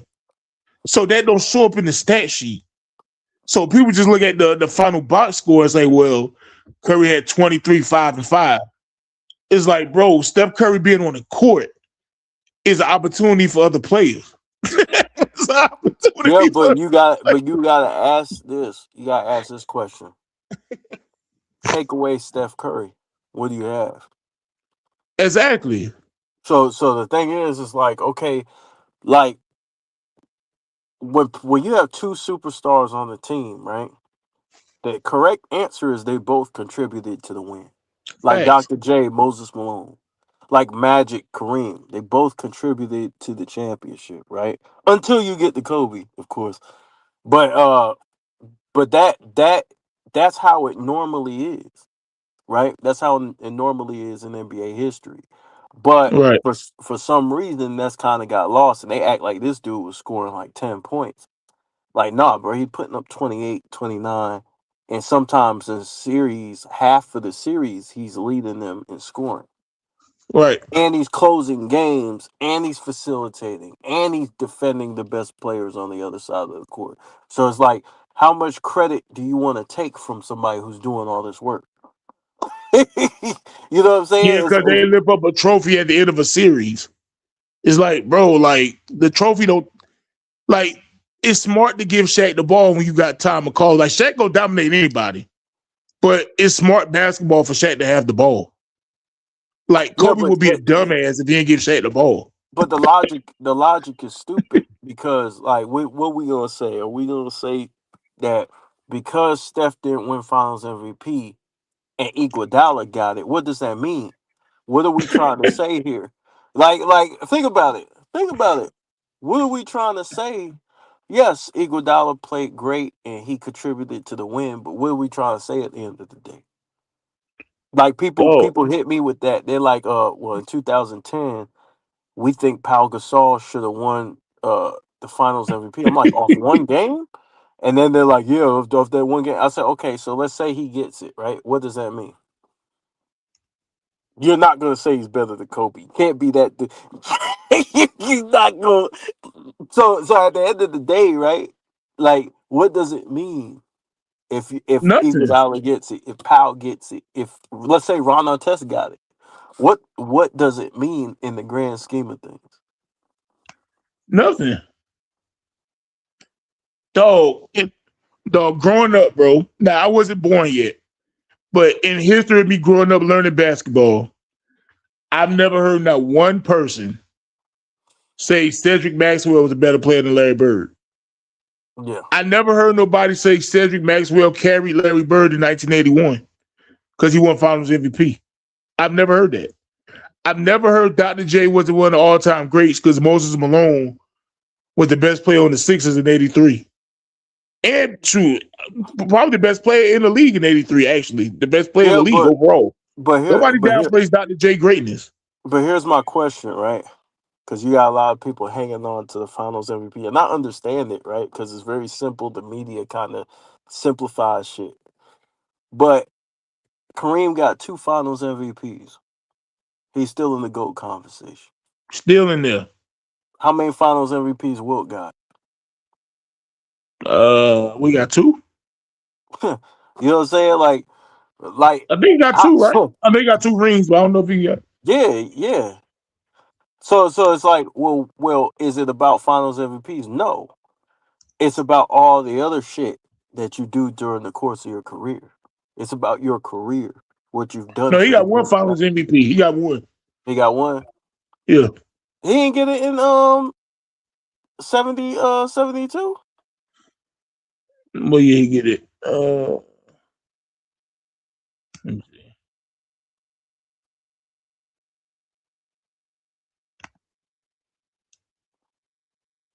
72. That's when he won with was it the Lakers? He won with Jerry West. Yeah, the Lakers. Yeah, I think Jerry West might have got that. Or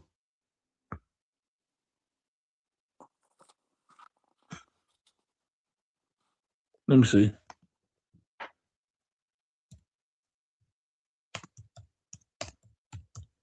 The finals. Let's see. I know for a 1972. fact he ain't got no more than two. No, he got two rings. So Wilt won in 72 and Okay, so Wilt won in 72, my fault. So it's two. Yeah, he got two rings, but one finals MVP. But he was the one in 72. Yeah. He didn't get one for the. I don't think the award existed, did it? Yeah. For the Warriors. Right. Yeah, so he probably got that too, Yeah, he's supposed to get that shit. But like you said, the finals But MVP, no, it's like overall, the awards overall in the grand scheme of things don't mean nothing. MVP, regular season I wouldn't MVP. say they don't mean nothing. They mean something, but when you could start comparing players, that's when in eras, you're going across eras. That's when you gotta use common sense. I mean, it means something, but in the grand scheme, it don't mean nothing, right? Because last season, right? People SJ was the MVP. You got some people who still feel like Jokic was the best player in the league. You got people that still feel like Giannis the best player in the league. So that's why I say in the grand scheme of things, it don't mean that. Michael Jordan, he was the best player in the league from what, 86, 87 till he retired. And he won five finals MVP, I mean five MVPs. Yeah. Barkley, he won the MVP in '93. He wasn't a better player than Michael Jordan. Hell You no. know what I'm saying? He'll tell you that shit himself.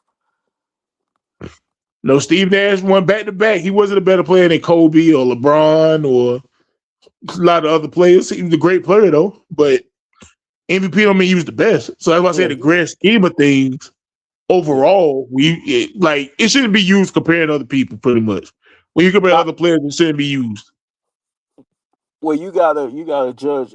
I tell people all this all the time. You gotta judge people consistently across the board with the same criteria. You can't have a different criteria for other people. So the reason why I don't really use awards when ranking players or whatever is because, like, even with Wilt, when we look back, he only got credit for one Finals MVP, Mm-hmm. and like he got two really. You know what I Yeah, mean? in real life. Yeah. So it's like, how far are you willing to take this shit? It's different across eras. The voting system's different. People look at the game different across eras. The rules are different. The The shit, media, like they choose who they like and who they don't like. yeah, yeah. Just like the Kareem, other year when Paulo Banchero won Rookie of the Year. It should have been unanimous. But somebody from Utah gave Kessler a vote. who? Somebody from Walker Utah that had Kessler? a vote, huh? Walker Kessler? Yeah, they gave him a vote for Rookie of the Year. It's like, bro, Sheesh. there was no like that. People would say, "Well, oh well, Banchero still got it." The point is, the dude shouldn't have got a vote. Mm, Just like I talked about when Caitlin Clark, she was Rookie of the Year, and I love Angel Reese, but she shouldn't have got a vote. You know what I'm saying? Like Caitlin Clark yeah, should have been unanimous. I think it was Jay Cool. He was like, "Well, dog, it don't matter. Like the right person won." I said, "Yeah, but it still shouldn't even happen." yeah. You know what I'm saying? It shouldn't have happened. I'm not That as upset as long as you give it to the right person. I'm not No, I'm really not as upset. It upset. just shows that the voting that people vote this stuff for people they like.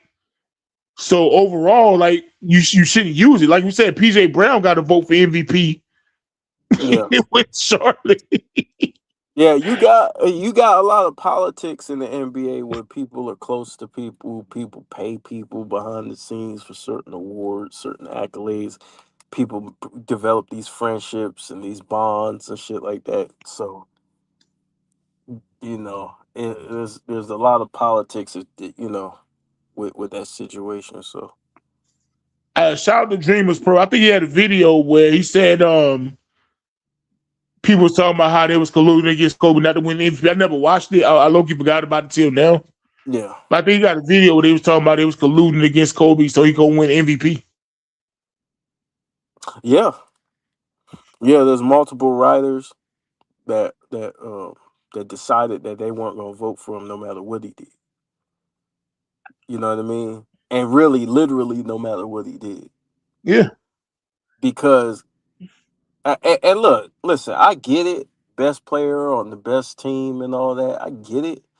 But bro, when somebody's out there breaking history and like you looking at the team they got, they making the playoffs in the Western Conference, like dropping 60, dropping 62 or three quarters, 81, like just straight up carrying the team, defensive first team. You know what I mean? Like it's like, yo, what else you want this nigga to do? But What else yeah. you want him to do? Like he got him into the playoff. He got him to the seventh seed, which is a miracle. Like, what you want him to do? You want him to walk on water too? Yeah. Yeah, it was Like, 2004, 2005. PJ Brown got an MVP vote because a writer named Jimmy Smith from New Orleans, the New Orleans Times newspaper, he you voted. ignorant. He You gave put PJ his Brown a name out vote. there. You ignorant. Say what? You put his name out there. Why you put Yeah, his man. Like, bro, it's like, why we doing this, bro? PJ Brown getting an MVP vote. That's what I'm saying. Is so just imagine when it count and people just doing votes just to do it, probably getting paid or Yeah, whatever. they did that despite Kobe, no, too, in those years. Like, dog, it's like Joel Embiid, bro. I feel like he got the DEI MVP, bro. Oh shit. Nah, I mean, he was balling now, but a lot of people felt Jokic should have got it, but Embiid was balling. He was doing his thing. Yeah, I thought Jokic or Giannis should have got it. Oh, you felt Giannis too? Yeah, Jokic or Giannis, like Mm-mm. they gave Kendrick Perkins, man. The last 15 years, 20 years, they ain't give it to no black guy that didn't lead the league. He says, he made it about race. You know how that went. So then the writers probably got scared and said, "Look, man, we're gonna get to Joel Embiid, man." Storylines play a huge part too, and whoever wins MVP, they big on storylines. So like, if you don't have this great storyline, they ain't gonna give it to you.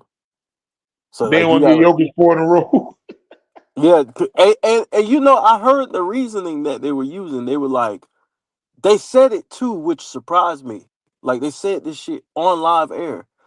They said we don't want to give Jokic 3 because that'll put him in a category with Wilt and it was some other people he named, Wilt Bird and some other people. And I said, so nigga, if he deserved 3, he Yeah, if deserved he 3. deserved it, he deserved it. like, so they tried to prevent history. To me, that was crazy that they said that on air. Like, you just ain't want to give it to. Like, I can see if you ain't think he deserved it, but you guys think he deserved it. You just don't want to give it to him because you don't want his name being put in the same sentence as those guys. I said that's crazy. So And they have that's the why power. I don't care about the awards in the grand scheme of things. They I don't have care the what anybody power that to watch manipulate. basketball, great as Jokic is, I don't think we're putting him above Hakeem Olajuwon and Kareem Abdul-Jabbar because he got 4 MVPs, bro. But that's crazy, bro. Think about the power that you got to manipulate history, bro. If you're not willing to give this dude what he deserved because you don't want him to be looked at in a certain way. Yeah. That's crazy to me. But it is what it is. It's insane. That's what I'm saying, man. It's just like, I ain't trying to make this about LeBron, but LeBron joined the super team Heat. He still was able to get 2 MVPs out the deal, but they were Steph Curry and Kevin Durant play together, that they don't qualify. It's like, how that work? And Yeah. then now I'm hearing people say LeBron should have won MVP in 2011 over Derrick Rose. I'm like, bro, LeBron was better than Derrick Rose, no debate. But bro, Derrick Rose deserved that damn MVP, bro. And we might have to holler at that nigga for 2009 too. That MVP that Kobe should have got. We might have to holler at that nigga for that shit. Yeah, but like I said, the greatest Derrick Rose was, I don't think he was a better player than LeBron, Dwayne Wade, Kobe Bryant. Who else was still doing that thing in 2011? Dirk. He was tearing shit up though. I ain't gonna hold No, you. he was a beast. He was a baller, His but numbers ain't gonna reflect it. His numbers ain't gonna reflect it. But when you saw him on the court, Derrick Rose was dominant. no, he He was was. Ain't dominant. no argument here. I just don't think he was the best player in the league. But he He was was the up MVP there. though. Like, no, he blew all Ding and Joakim Noah. Like, he was the MVP, bro. Yeah. But people talk about LeBron should have got it. I'm like, why? Nah, not that year. But Not let's that. just say people truly feel that way. LeBron should have got MVP 2011. Once again, go back to my point that the MVP in the grand scheme of things don't matter Yeah, but because how you you felt like gonna give somebody it else to deserved him it. with the way D Rose was carrying his team? How you gonna give it to him over? You know what I'm saying? If you got the team you got and you have a lot of help, like Derrick Rose had him and pretty much like role players. Like they not great like that. They good players, but it's not like you playing with Wade. Like Wade is another level. Like how you expect to win that over him? It's Yeah. crazy.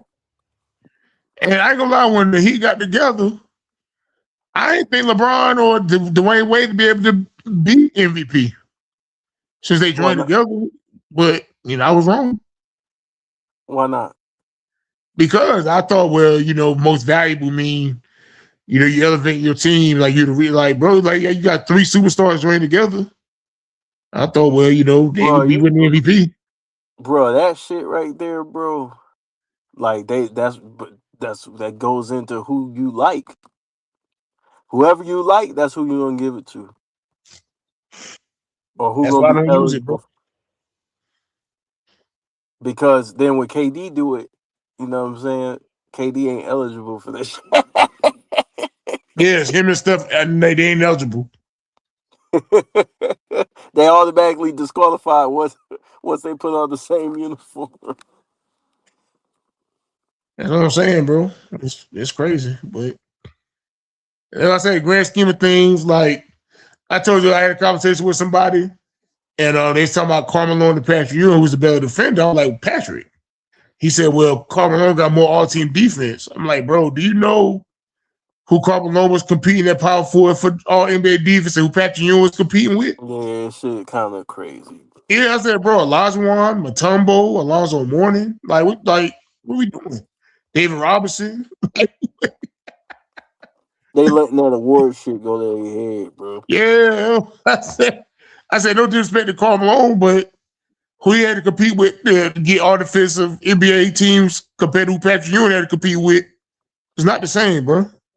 How many DPOYs does Olajuwon have? I know Mutombo got 4. He But got like 2, Olajuwon got right? 4? Don't Olajuwon got like 2? Is it 2?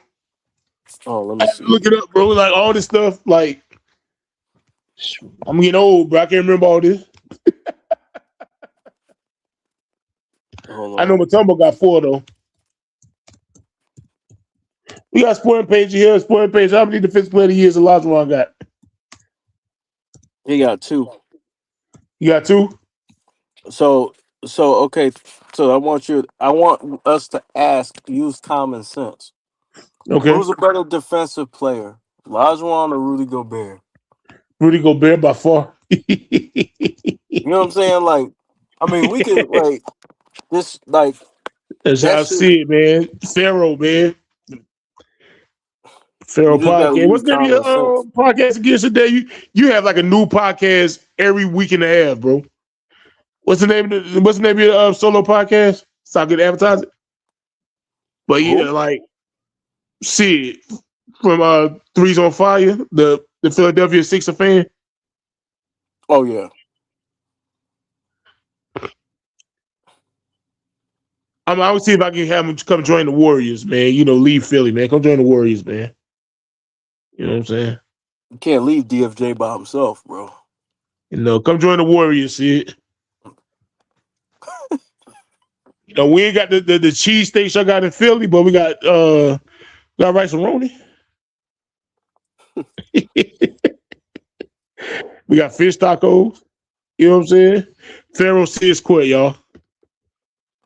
Come get some of this rice and Pharaoh roni, man. We said, got E40 music. You know what I'm saying?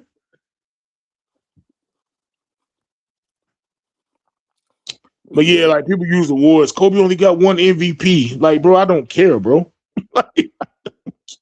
yeah. That award shit be going over people's heads. Yeah, it means something, but we gotta use common sense too. I said finals MVP and all that. I said, bro, that don't mean much to me, bro. Yeah, but Like I everybody said, got their nobody own. said Cedric Maxwell was carrying Larry Bird, bro. That's nasty word. Nobody And said Dr. J wasn't great. Larry struggled, right? Right. But would they be there without him? No, hell fucking no. Like they need Larry Bird. He's the star. Like he is his squad, bro. Nobody said Joe Dumars carried Isaiah Thomas, bro. Yeah. If Joe Dumars was balling though, he was balling, but he ain't carry. Yeah, but we don't disrespect Isaiah Thomas' legacy either.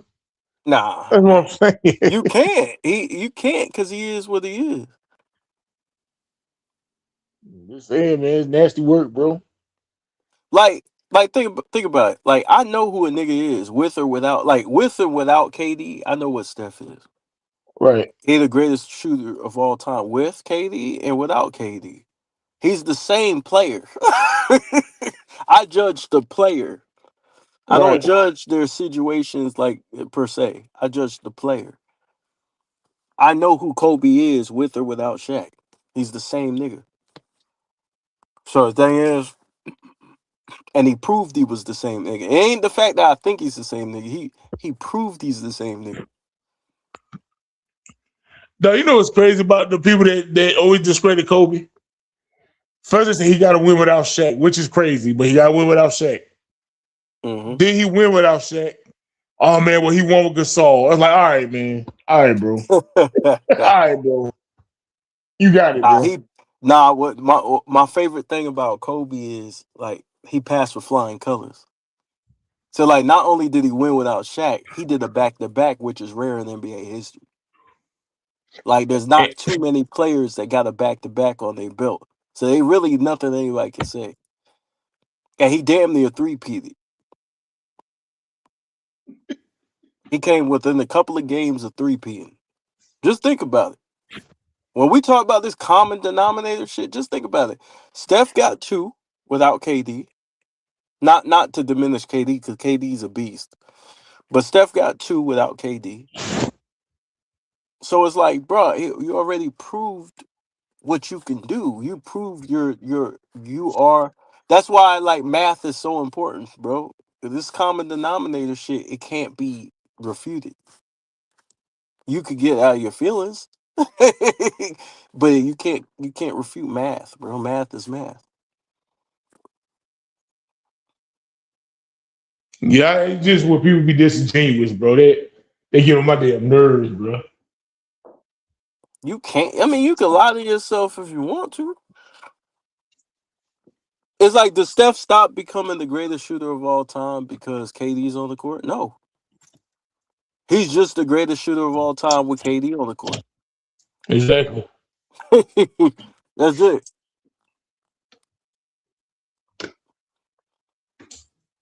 Like, and vice versa, right? KD's still KD with Steph on the court. He's still KD. He still is who he is. Like, Steph ain't make him who he is.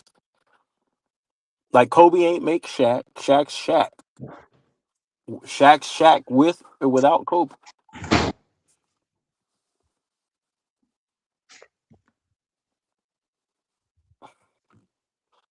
Now we could say Steph made KD a champion.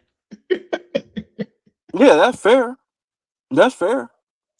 But you can say that. Well, you can say that with Kobe too, because Shaq was like a great big man in the paint years before Kobe became great. Well, But he ain't get the job done. they became champions together. That's true. Like, I wouldn't say Kobe made him a champion. I just say they did it together. Cause you know, Shaq had to be Shaq in order for that to happen. But I think what a lot of people try to do is they try to act like Kobe was goddamn like he was Devin PJ Miles George. or some shit.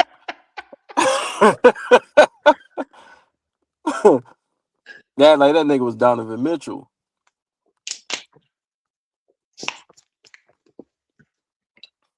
And then all this, man, we just take Kobe out and put such and such with Shaq, and they'll win. It's like, man, get the hell out of here, bro. Like, why y'all don't do that with Pau Gasol? Then why you don't take Kobe off of that team and put in Tracy McGrady and Allen Iverson and all these dudes with Pau Gasol and say they're gonna win? They It's love to do cause that with Shaq, it's but they cause don't they say it with Pau Gasol though. it's cause they mad Kobe got it done. They mad. They still mad from when he celebrated his championship and he thumbed his nose at everybody who was doubting him. They still mad about that shit because he wasn't supposed to win. Yeah, He wasn't man, supposed to win. you take out Kobe, put Allen Iverson in that spot, they win. You don't know that, bro.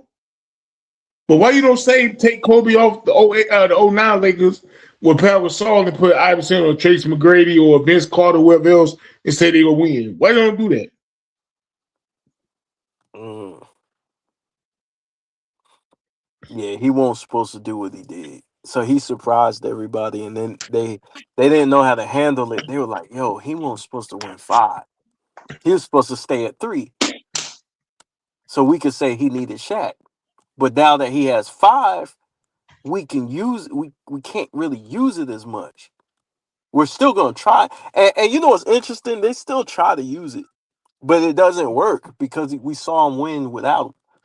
Right. We saw him win two without him, so it doesn't work. So you got some people they just on that malfunction and shit, and they just on like, well, he needed Shaq. Like nigga, he's got five. Him and Shaq won three. He got five, bro. Same thing with Steph, man. Steph can't win without KD, which was stupid because he won without KD already. He went two with KD. KD leaves. All the Warriors is finished. Steph Curry needs to leave. He's never gonna win again in Golden State. They get Andrew Wiggins. Oh man, Andrew Wiggins is trash. He's a bust. I think I might have been the only person seeing how good Andrew Wiggins played with Steph Curry until they won. They win, man. When Andrew Wiggins was an all-star, I'm like, all right, bro. All right, bro. Like, Ah, you were just laughing about Andrew Wiggins, but then when they win, now you want to act like he Dr. J. Like, we're not doing this, bro. nah, everybody knows Steph showed out against the Celtics. He showed out again. And you know what? You know what Steph and Kobe have in common? What? They beat the Celtics to change the narrative about them. Mm. So when you look, because I remember like I was questioning Steph on whether he can win again, and when I watched that finals, I was like, he answered the bell, he answered all that, and I Yeah, you remember were pissing Kobe. me off. Yeah, but I won't hating. I just thought the Celtics were better. Like No, I I'm talking won't about in hate no. general. Like, people thought Steph was finished. Like, KD going, Steph can never win again. I'm like, man, y'all crazy. Nah, I ain't think he could never win again. I did think that he needed Clay, that second guy. That's why when Clay got hurt, I didn't think he was gonna win when Clay was out because he needed that second guy. Cause remember I told you that? I said when Clay get back, I got him competing for a championship. But meanwhile Clay's out, I can't pick the Right. Warriors. No, that was fair. I didn't either. But, when Clay came back, I like, it's all systems go. And then, like, I seen how Andrew Wiggins was playing the year before, even though they lost in a play-in to the Grizzlies and the Lakers, and they made the playoffs. I Yeah. seen how well Andrew Wiggins played playing around Steph Curry, and nobody really seen it except me. People never really didn't really see Andrew. They couldn't see it. But then when Clay came back, and then like Wiggins was like wilding, like even more. Yeah, I And knew I knew he was good. I knew Wiggins could play, but I didn't know he could be the second best player on the championship team. but I bro, didn't they believe show it. you how great Steph Curry is, and that's why Yeah. like people annoy me when they try to downplay his greatness, bro. I'm like, the shit don't show up on the scoreboard. Dog, Andrew Wiggins, he became an all-star. Like you said, he became the second best player on the championship team. Nobody in their mama seen that coming, bro. Even when I Yeah. seen how good he played with stuff, I thought when Clay came back, Clay was gonna be the second best player and Andrew would be the third best. I didn't see us winning with Andrew being the second best, even though I seen how well he played. But Yeah. Steph Curry greatness, I'm not saying the guy's not doing the work, but playing around Steph Curry help elevates players around him, bro. And that's why I get Yeah. annoyed when people downplay Steph Curry, bro. I get He annoyed, he bro. needed that though. He needed that because it cemented him. Like as far as like where you could put him anywhere between that 1 through 10 range, like, and he cemented that. Like in my opinion, like because like some people don't have him in the top 10, but you do have an argument. You know what I mean? Like with that last championship run because it was so impressive at how he did it. Oh, but Steph Curry is one of the few players in NBA history, legends, that won with some of the least. Yeah, yeah, he did. See, I think And like it annoyed me when people act like that didn't happen, bro. even with Kobe, right? He needed 2010. He needed to beat the Celtics because he lost to him before. So if he would Right. have lost against the Celtics again, he would have been ripped to shreds. His shit would have he wouldn't be looked at the same. So he needed that. Also, when you talk about Steph and Kobe, I think it's Steph, Kobe, Mike, and somebody else who averaged 10 more points than their second best player. in the playoffs and in the Mm, finals. I Uh, think that's the list. There's Steph, Kobe, Mike, and it's one other guy. uh, possibly Giannis or Olajuwon or something. What? I Shaq? think it was maybe Olajuwon who Maybe averaged. Shaq No, it wasn't Shaq. in 2000. Because Kobe was averaging 23 in 2000. Talking about for the playoffs. Um, it was Oh, for the Kobe. whole playoffs. The whole playoffs. Okay. Yeah, for the whole entire runs. It was Kobe, Steph Yeah, I know in Curry. the finals Kobe was hurt. He only averaged like 15, but Yeah, the playoff run, okay. So the whole yeah, for the playoff run. finals. Yeah, Shaq makes a list, but I'm talking about the run. Um, but yeah, I think he's on that short list. There's only four players to ever do it because it's hard, bro. It's hard to win when your second best option is 10 points below you. And That's as not great as easy to Klay do. Thompson is, bro, great as Klay Thompson is, I would never downplay Klay. But bro, we know he's not somebody that's gonna create his own shots like Steph Curry can. Yeah, And when Steph Curry be on the court, Klay one of the greatest shooters of all time. But if you got Steph Curry on the court and they watching this dude at half court double teaming him, that helps make life a little easier for Klay. Clay get Clay's an hot now. all-star, He hell of can get Hall of hot. Famer, but he's not, Tracy McGrady or Vince Carter for the offensive player. He can score, he can lights out shooter, but you're not gonna sign as the franchise player on your team to say lead my team somewhere. Because Nah, you don't not have as that a ability. franchise, not as a franchise player, but he Yeah. get he get hot. Like if he get hot, he get rolling. Shit. Draymond Green. This is funny about the Draymond Green stuff.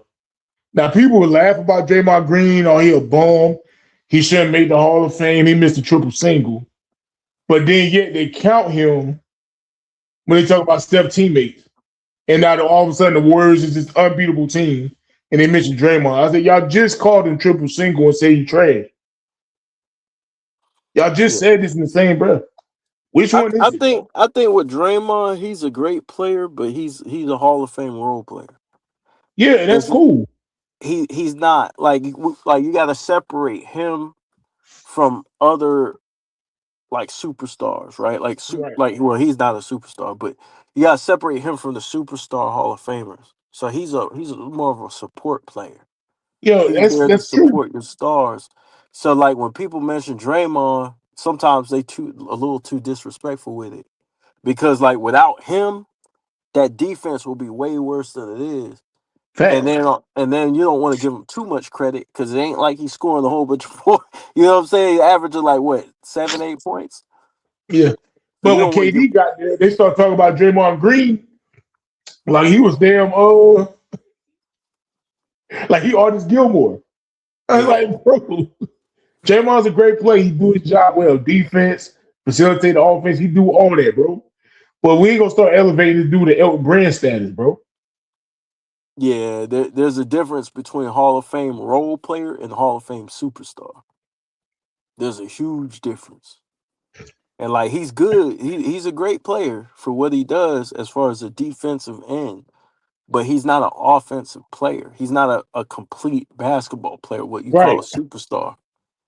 But because they wanted to lesser what Steph Curry did, they LA lying about, and I hate to say it because I don't want to take away from Draymond, but they start trying to elevate Draymond higher than what he is.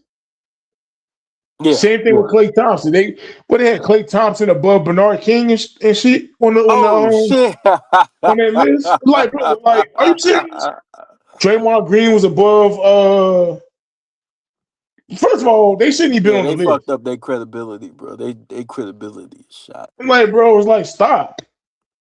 And like the downplay Kobe, they had Pau Gasol like number 62.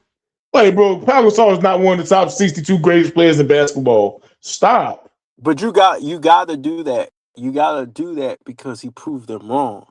So in order to kind of like keep the Shaq narrative shit going, you gotta elevate Gasol to a point. And Pau Gasol was a great player, right? But 60, think about it.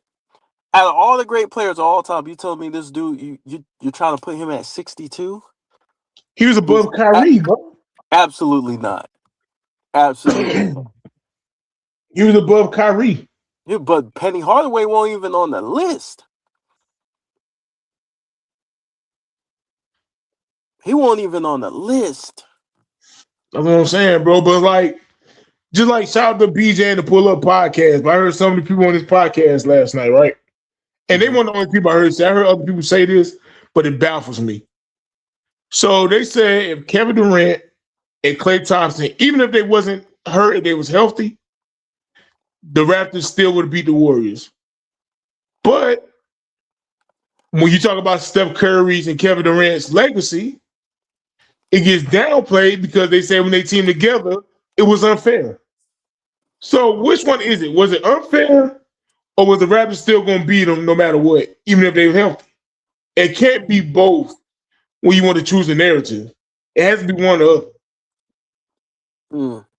So now, if the team was beatable, which they were, because remember, even like the 73 and 9 Warriors team, which I think got overrated because they see the 73 and 9, they was down 3-1 to the Thunder.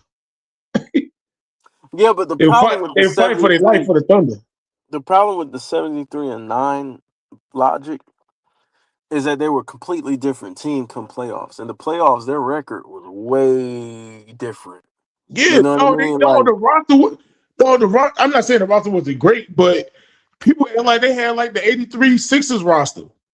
No, they were just a great team. Steph was wilding. Well, excuse me, Steph was wilding that year. Klay Thompson, like they overachieved.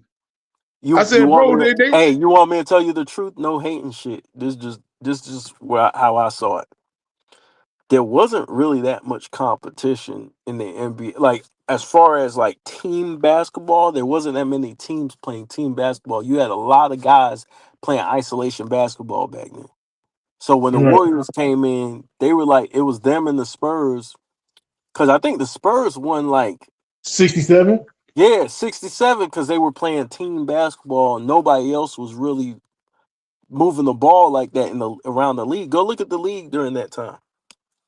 And so they were able to beat a whole bunch of teams because there wasn't really a lot of great team basketball. It was just them, the Spurs, and everybody else.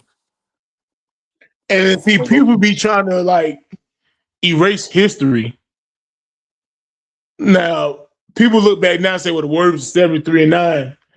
No, we forget. Yes, Cleveland won. They was down 3-1. They came back. But we forget they were the super team, not the yeah, Warriors.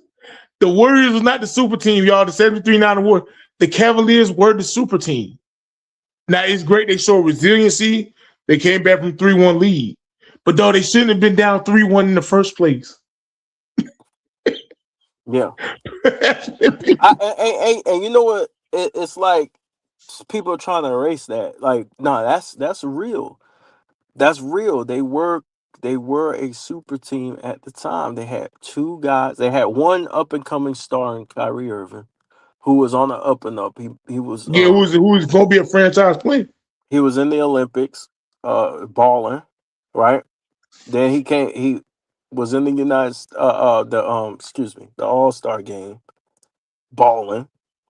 You know, he was ascending. And then you had Kevin Love, one of the best power forwards, if not the best power forward in the NBA. And they were going to trade Klay Thompson. The Warriors were going to trade Klay Thompson for Kevin Love.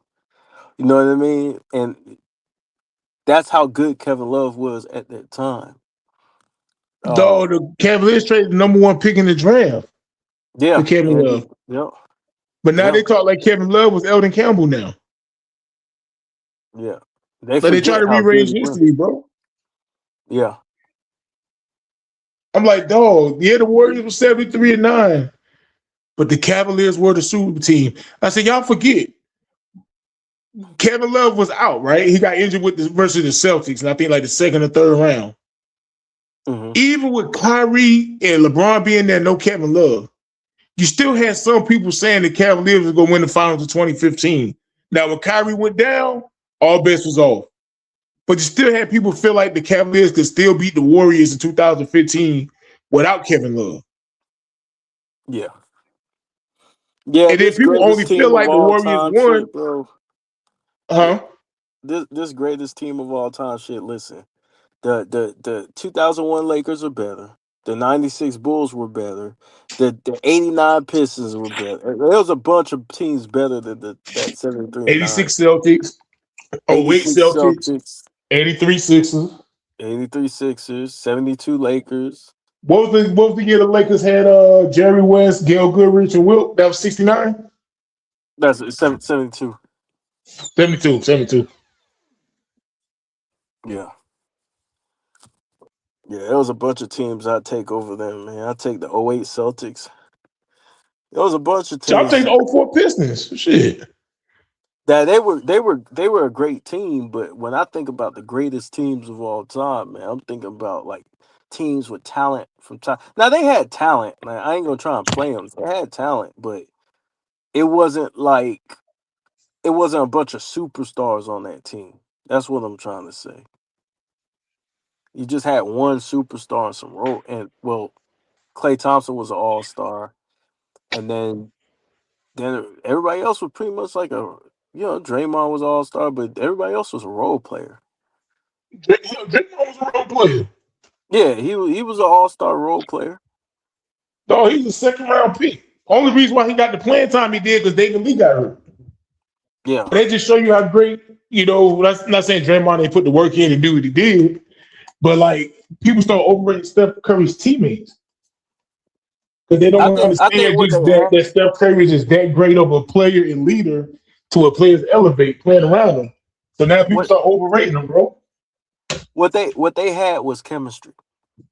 That's what they had. They had chemistry, that they had built up, and that's what it was. It wasn't necessarily their talent. It's just that these dudes took time to practice and play together and get familiar with each other. And they started rolling. You Yeah. know, chemistry matters, and I think that's what they had, and that's the reason why they were able to go on that run. It wasn't the talent. I think people confuse that. People think, oh, well, they're just real talented. No, they had chemistry. They had talent too, but they had chemistry. They had more chemistry than talent, I think, if I had to weigh it. Like now, like players that go to the G League, some of them be elite players that become first round picks and all that. But before then, they had players coming out the G League that didn't nobody really want. Yeah. And people thought Jordan Poole was about to be the next Steph Curry, playing next to Steph Curry. Hell, he looked like it. Shit, that nigga was balling. They should have kept him.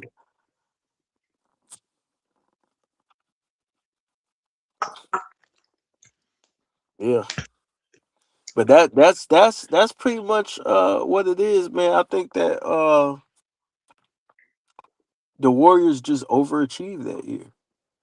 They had good pieces. They were really talented. They were a talented team, but they pretty much overachieved. Yeah. But now people look back and try to put them like higher than, you know what I'm saying? Like, bro, like I'll take 83 Sixers any day Yeah. over that 2016 Warriors. They hurt themselves chasing that record too. They hurt themselves going into the playoffs.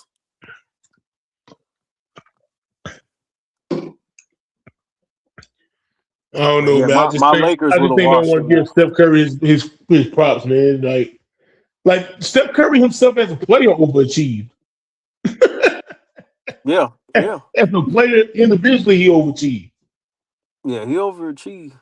He really overachieved for his career, because the way his career was panned out was he was supposed to make a couple of All-Star teams, and that's it. Yeah. Now, people argue he's the greatest point guard ever. You know what I'm saying? Some people. Yeah, Like, he overachieved like crazy. But it's like some yeah, people, I think they just, maybe because the way he play, they just can't give it to him, bro. Like, they just refuse to give it to him. And we start hearing all this two-way player shit and all that. I'm like, bro, Steph impact, the way he impact the game, he ain't got to be a two-way player. When he ain't got to be a two-way player. I Yeah, take Steph Curry. I take Steph Curry impact on the court over 99% of the two-way players that came in the league. And when I say 99%, I'm talking about Michael Jordan and Kobe. well, you gotta weigh it. You gotta weigh it. You gotta say you pretty much gotta weigh it. You gotta say, well, is this person elite on both sides of the floor? If this person's just good, like you have your good two-way players, right? If this Right. person's just a good two-way player, it don't outweigh what Steph do.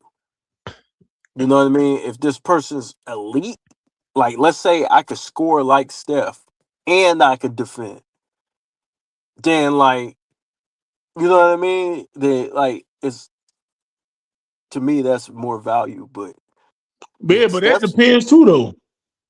what you mean? Like, dog, as great as Tim Duncan is, bro, I got Steph Curry over Tim Duncan, bro. You might have to have a Tim Duncan, I Steph think Curry Steph Curry debate. elevated. Steph Curry, Kobe Bryant, out of those two, they won with the least, bro. That I can think of on the top of the head. Yeah. So that means something to me, bro. When you can elevate players higher, that means a lot to me, bro. And the stat sheets don't have to show you don't have to average 28 points and 12 assists and all that. You don't got to do all that, But bro. see, Tim But if Duncan's I'm not watching the game, Tim Duncan's not an elite offensive player. He's a good he's elite offensive. defense, though. Now, he's elite defense. Yeah, no, I he's elite ain't knocking him. He's defense. one of my favorite players. Don't get twisted. No, he's super elite on defense. But I'm talking about like offensive, like he's not elite off. He's very good, but he's not an elite offensive player. Right. Like that'll be your Wilts, your Kareems, you know what I mean? I just Like think this two-way play shit get out of line sometime, and that's why you end up start getting people like Paul George overrated, and like start trading 5 first-round picks for him and shit. Cause he's a two-way player. Like, man, bro, I don't give a damn about that. He won't worth no 5 first-round picks. I don't give a damn about that two-way player shit. He won't worth all that. 5 first-round picks is for niggas like Kobe or something. But you gotta look. But you gotta look at the player's overall game, like what they overall bring to the Man, game. they won't that. Sometimes in basketball, mentality is included. Like a player's got to have that mentality as well. Like the mental part of basketball is a lot too, and people try to dismiss that. No, that's a lot in basketball, like mental toughness. Yeah, that's a whole lot. So if that player don't have mental toughness, yeah, he's a two-way player, but he's an idiot. Like or you know what I mean, or he doesn't work as hard, or you know what I mean, or he doesn't have leadership skills. It's intangibles that keep you from like once we get to the top of the list, those are when your intangibles start to shine. All those players with the intangibles, those guys are at the top. Right. And see, like, I hear people like, it was conversations about the Clippers trade. And I was trying to tell people, I said, dog, I'm not mad that the Clippers making a trade, right? Because I didn't know SGA was going to be the best player in the NBA. And I thought he could be an all-star player, but I didn't think he was going to be the best player in the NBA like a few years later. I said, but I would have traded SGA. I'll even throw Gallinari in there and 1 first-round pick for Paul George. I said, but that 5 first-round shit, man, hell no. And they said, well, you would have got Kawhi. I said, well, I just want to get Kawhi then. I'm not trading all that for Paul George. Paul George was an amazing player. I know people were lying saying he was an MVP candidate. I get it. But Paul George don't give me that feel. He won't worth no 5 first-round picks, bro. I don't care about that. I don't care how much of a two-way play you want to call. He wasn't. I don't care, bro. He wasn't worth it.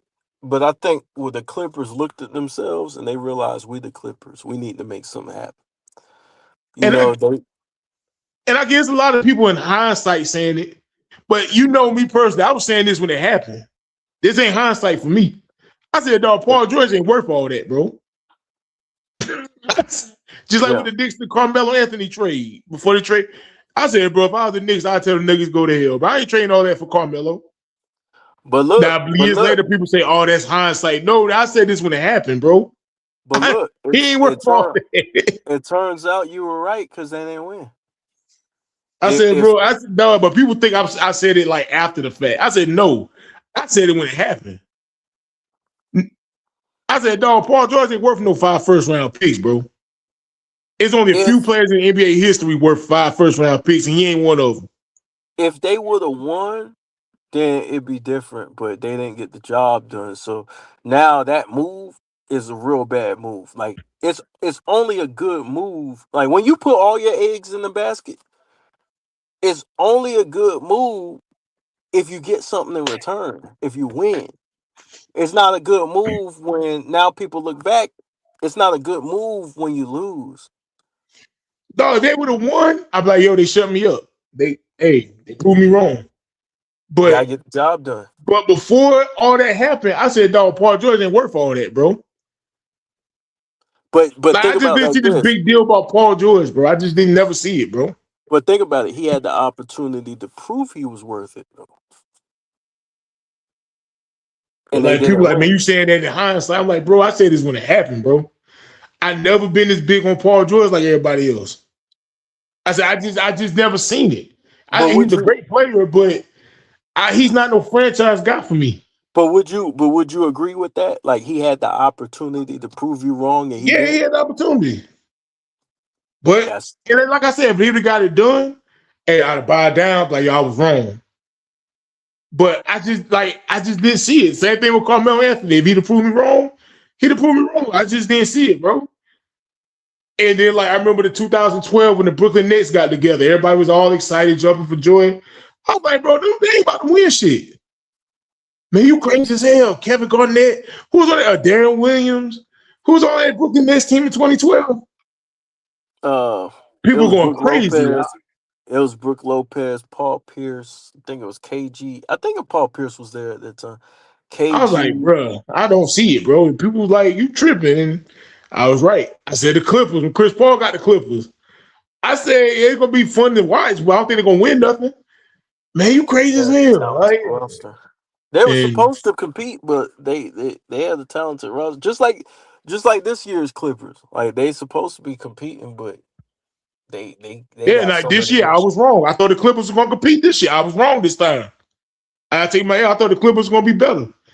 Hey, Sid, I owe you a apology. I don't know if Sid's still watching. I owe Yeah. him a public apology. I hope he's still watching.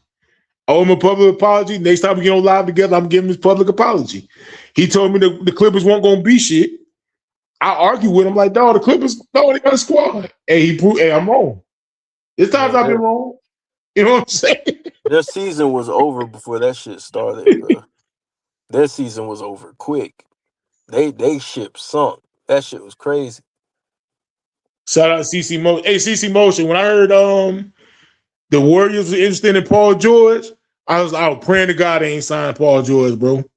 I knew we going to have to pay him like $200 million. I was like, please don't sign Paul George, bro. Please. Hey, what's up, CC Motion? Like CC Motion, like people be looking at me like I'm crazy. I was like, dog, I never, not saying Paul George is trash or none of that. Great player. But I just never put him on this pedestal a lot of people put him on, bro. I just never seen it. I just He never was a felt he was Paul a George talented deserved that. player, but see that mental side. I think that mental side is what he's lacking. He's got the skills. He's got the defensive play. That mental side of the game is like you kind of question the commitment sometimes. And then on top of that, like how focused are you? Like the clutch, the ability to be clutch, close out games. Right? It's there sometimes, right? But it's not consistently there. The leadership, where's that at? You know what I mean? So you start questioning those intangibles. And some players they don't have it like some other players. Yeah, man. I just never put Paul George on that pedestal, man. Yeah. But But I from a like people like, man, talent you talking about hindsight. I said, bro, I said it right then and there, bro. Like, even when he was with the Thunder, people say, oh, he's the MVP. I'm like, he balling, whatever. And then when they lose, he don't get no blame. Everybody just look at Russell. I'm like, bro, y'all said Paul George was the man. But Yeah, everybody want to blame Russell Westbrook. Like I ain't saying Russell Westbrook shouldn't got no blame, but y'all said Paul George was the MVP. But he slid under the rug. But then we start talking about him again. Oh, he one of the elite players in the NBA. He the man. He the MVP. Like, bro, like y'all don't treat him as such. When he lost, y'all act like he was a role player. yeah. And look at Russell Westbrook. He was balling. It's just the mental lapses, man. Like it's just mental lapses. But like if you look at him from a talent perspective, from what he's able to do on the court, he's a great two-way player.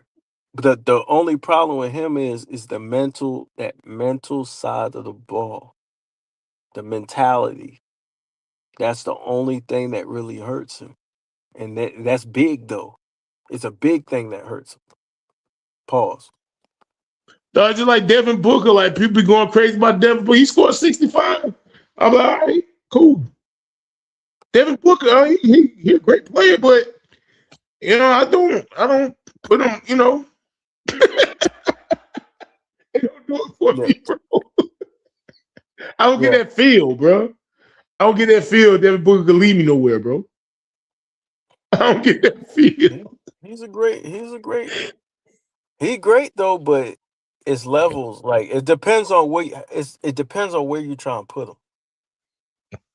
Like you're just judging him for who he is and what he does. Like he's a great player, but if you're trying to like talk upper echelon, then you got to start nitpicking. You know what I'm saying? I think people get excited, bro. And then like when the Clippers, like, I already thought they weren't gonna win nothing anyway. But then when they hired Doc Rivers, I was like, oh, they done. Yeah.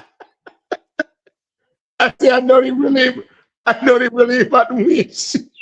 But Doc Rivers actually did a good job though. He got them.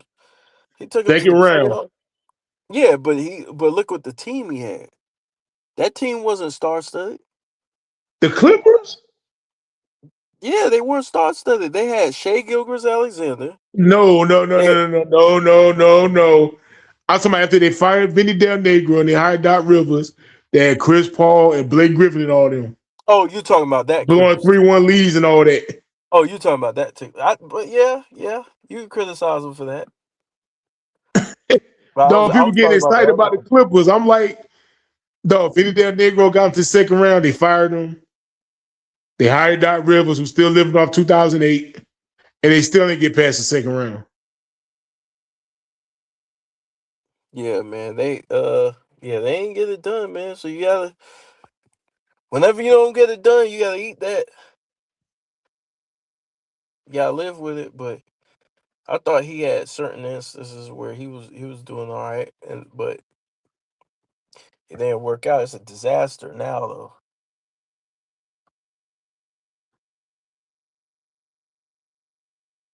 The Doc Rivers is like he like Aaron Rodgers. Like he lived up that one Super Bowl and he lived up that one championship. Yeah, And people act like he won more.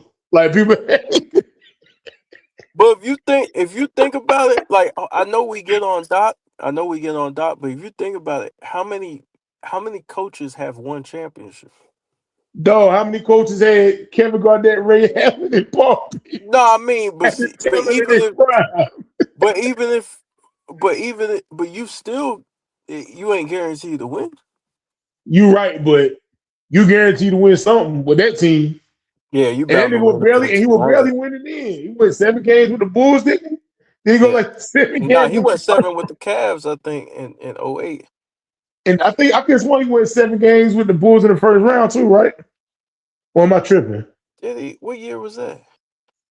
I might be tripping. I might be tripping. No, you probably right. I just forgot. My memory Yeah, he like was fucked up. struggling in the playoffs with that squad. Yeah. No, and then he became immortalized in that one championship. And like, Yeah. it's like he was Red Auerbach or something. And he was smoking them cigars though. Hey, look, hey, he was smoking them cigars. Shout out to Cheyenne. I'll never forget that shit. They took that championship from us and started smoking cigars, bro. That nigga, like he was Red Auerbach, man. That shit pissed me Yeah, off. like like you Pat Riley, like bro, Doc Real was like you about to get fired before this trade happened, bro. I remember that, bro. Hey, it's just like what's the coach for the NFL? Tom Brady coach Bill Belichick. Great Yeah. coach now. He won all time great coaches, but no, he was about to get fired before Tom Brady started playing. Like I ain't forget. Well. People forget that they about to fire his ass like Cleveland fired him. Well, I'm Cause like saying. people try to downplay Tom Brady. Oh man, it's the system. I'm like, bro, that system was getting Bill Belichick fired like a mother. I don't know what it is with people in this system bullshit, bro. You can't tell me a system is winning you multiple championships, bro. It's got to be the player. You have a superstar. Like, and we ain't talking about a regular superstar. We're talking about the cream of the crop on that team, bro. It's more than just the fucking system. Yeah, they do that to downplay people, bro. Yeah, it's like that shit crazy to me, bro. Yeah, man. Look, under the system, nigga. That system don't like people be killing me with Michael Jordan and Kobe.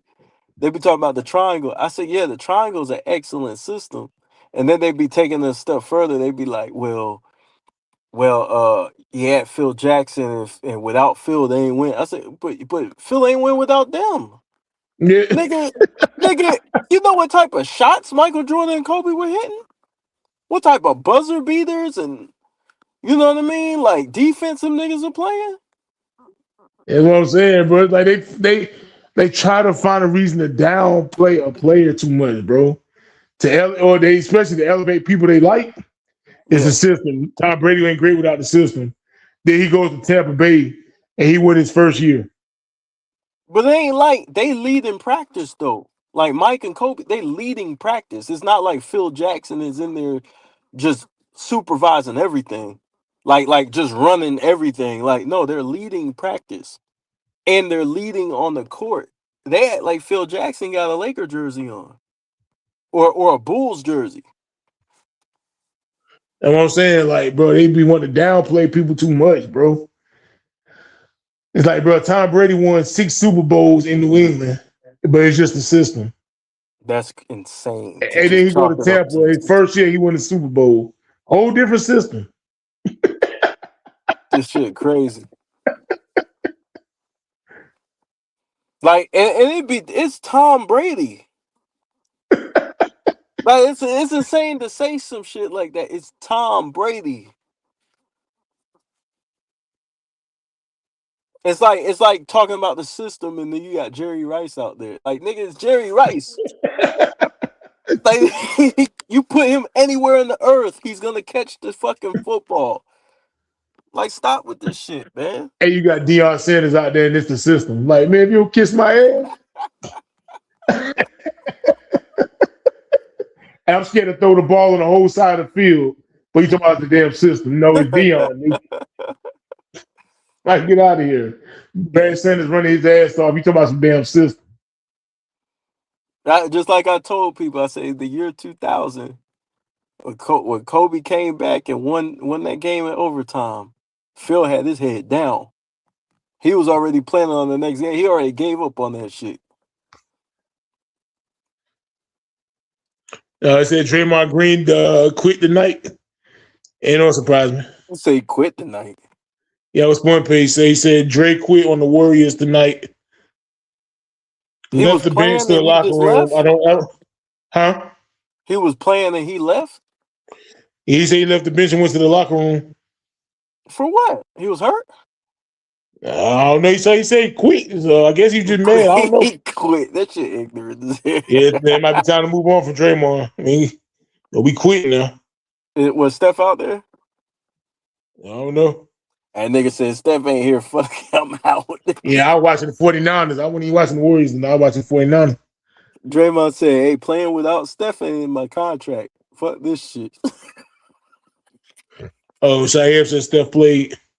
He Steph said Steve played. Kerr and Draymond had a heated argument. He got in a fight with Steve Kerr on the sideline and left the locker room, and Steve Kerr just did his post-game interview and said he did not send him to the locker room. Oh, Lord, I got to find out what's going on. Wow. Yeah, it's time to let Draymond go. If he get on the podcast, that's gonna be insane. Come on, Yeah, Draymond. man. Go ahead and make that move. Come on, Draymond, bro. He I, causing too many problems, I think man. the Monsters of bonus, they shopping him around, man. They had to put something together. And see, that looked bad on Steve Kerr's part because he been showing him up for a while now, and like now it's just is getting more visible. You know what I'm saying? It's like how much you gonna let the dude show you up? You're gonna have to have a meeting and address this shit or something. Now we'll have to figure something out, man. Draymond doing too much for me. Were they getting their ass kicked? I don't know. I didn't watch the game. I was watching the 49ers game. That man went to the locker room by himself. I gotta see what's going on with that, man. When we get off here, I'm gonna look that up before I go to So sleep. he left and didn't come back. That would look like he got mad and he went to the locker room. They said Steve Kerr said I did not send him to the locker room, so it's like Draymond just left on his own. Maybe he'll come out. He had to use the bathroom or something. I'll try to give him the benefit of the doubt, man. Oh, he said Shyam said the Warriors blew the Magic out 120-97. Damn. So it ain't that bad that he walked in the back. It's still bad, but it ain't that bad. He whooping through your ass. Mm-hmm. Yeah, Draymond got to control. Dre came back out in the fourth quarter and sat on the bench. Oh, Sport Page said they blew them out after Draymond left. Oh man. I got to go see. I got to watch this. I got to see what happened, yo. Yeah, I gotta watch now. Yeah. I'm gonna go ahead and wrap this up, man. You got any last words, bro? Man, I just want to say this, man. Basketball talk needs a makeover, man. This whole sports stuff, it needs a makeover, bro. There's a lot of bad takes, horrible takes, you know. It's going around the internet. Hopefully, we can start giving the winners, people who actually win, more credit. You know what I mean? Because it's like the harder you work and the more you win, the more they try to downplay you. And so it's like the greater you are. I mean, I never thought in a million years I would see people trying to downplay Michael Jordan. Bro, I never saw this coming, bro. That's crazy. I never thought I'd see this in basketball ever. So I never thought I hear this much Kobe disrespect. Yeah, they're trying to erase Kobe. They said, fuck it, we ain't gonna try and downplay. We just gonna try and erase his ass. You remember what we talked about like last week, I think it was, or 2 weeks ago, about media and connections? You still want to do that live one day after you get all the information? Yeah, I gotta get all my paperwork together. I just thought about that. All you're gonna hear is me turning the page and read it. I gotta get my paperwork together. Hey, Sport Page, I don't think I ever hear white people disrespect Wayne Gretzky. Like the hockey fans, I'll never hear them disrespect Wayne Gretzky. Nah, they call him the great one. Yeah, the great one. Him. I never thought I'd see it, bro. I thought I'd see people downplay Bill Russell, talk down on Bill Russell, Michael Jordan, Kobe. So I'm thinking about getting Wayne Gretzky book. Well, so the great one, sir. His autobiography. I thought about getting that, get his book, the Mamba Mentality book by Kobe, and Michael Jordan book. I forget the name of it, but Michael Jordan book. Yeah, I gotta buy another Kobe jersey too. I gave mine away to my wife's nephew. And Ric Flair book. Ric Flair got a book too that he had wrote too. For legends of the greatest of their sports. Kobe, Mike, basketball, Ric Flair, pro wrestling, Wayne Gretzky, hockey, Tom Brady. He got a book. I was thinking about getting his book and reading that too. Yeah. Yeah. I gotta get the Mamba mentality too. I haven't got it. I gotta read that book too. But yeah, man, that's basically, all I had to say is like I never thought I'd see it, man. And we here. Yeah. Yeah. Like I never thought not even just Jordan, but basketball legends in general. I never thought I'd see this, bro. I don't see it in baseball. I don't hear about it in hockey. You don't see it in football. It's basketball. Yeah. Yeah, it's sad, man. I don't hear women disrespect Cheryl Miller, like women basketball. It's NBA. Yeah, really. They really don't like when they talk about the GOAT conversation, it's more respectful. It's way more respectful. They give kind of homage to everybody else and then they say who they prefer. Yeah. Now, I never hear nobody disrespect Cynthia Cooper or Maya Moore, Cheryl Swoops, Cheryl Miller. I never hear Diana Taurasi. Nobody disrespects them when you talk about women basketball. They give them their props. Like you say, they might say Maya Moore's the GOAT or whoever else. But you'll never hear them just disrespect. Like, man, when Cheryl Miller played, and they weren't even real players. They were plumbers and school teachers and shit.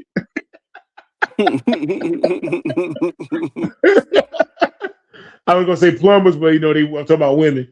They were school teachers and shit. And nurses. They weren't like they. You never hear that. Hell yeah. You'll never hear it. Because they're more respectful. They take care of their history better. And that's sad that the WNBA takes care of their history better. Hey, sport page. Hey, Otani trying to be like Babe Ruth, bro.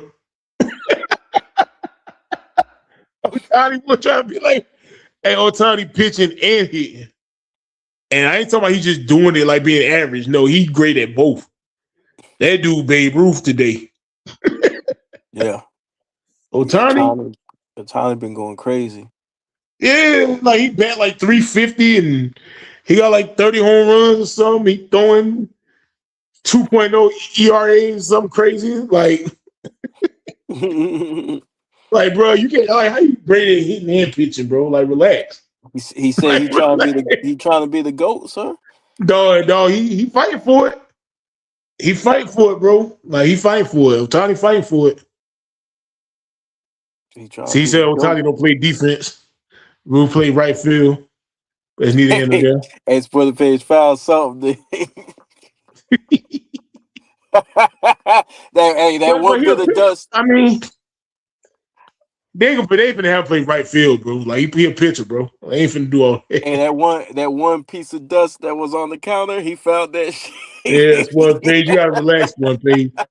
And he found like he found that one blade of grass that didn't get cut. Like relax, one page. Relax.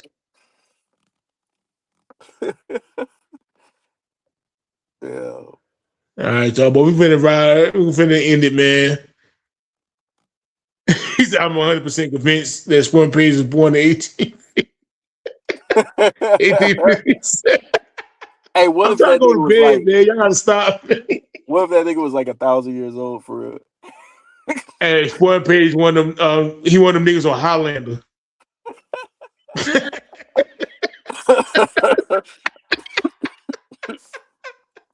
Good night, rap guy. Hey, he one of them niggas on Highlander. He got to chop his head off. He gonna keep living. If y'all don't know what Highlander is a classic, bro. And he might be that dude, that older dude that did the Twilight Zone. That white He guy might to do the narration. be, yeah, he might be him for real. Yo, Highlander was a classic, bro. Like, hey, dudes be like at a market in Egypt or something, minding his business, and then he get that feel, and then like it be another Yeah, Highlander in the area, and there can then they only be fight to the one, death, sir. huh? There can only be one. It only could be one, bro. Now they may go like 5 months without another Highlander, and one just pop up. Oh, we gotta.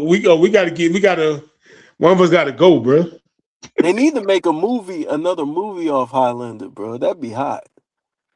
Highlander was fire. Quantum Cut a Leap. I had a dude. homeboy who loved Quantum Leap. He actually, like, when we grew up, he actually had worked at NASA. Like, he was always into that space stuff. And he actually got a job at NASA when he grew up. But he's Highlander, big on you Quantum Leap. White girls you had to and cut their science. head off.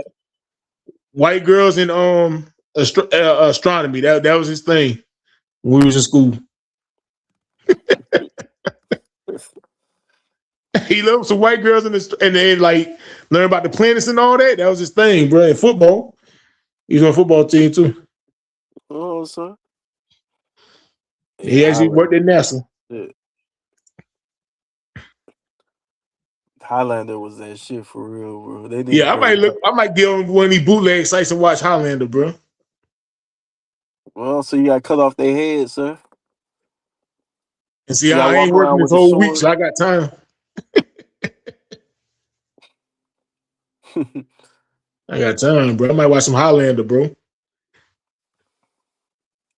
Yeah, I'm convinced Spoiler Page is from the 1700s. Yeah. Trying to tell you, got footage of the Boston Tea Party.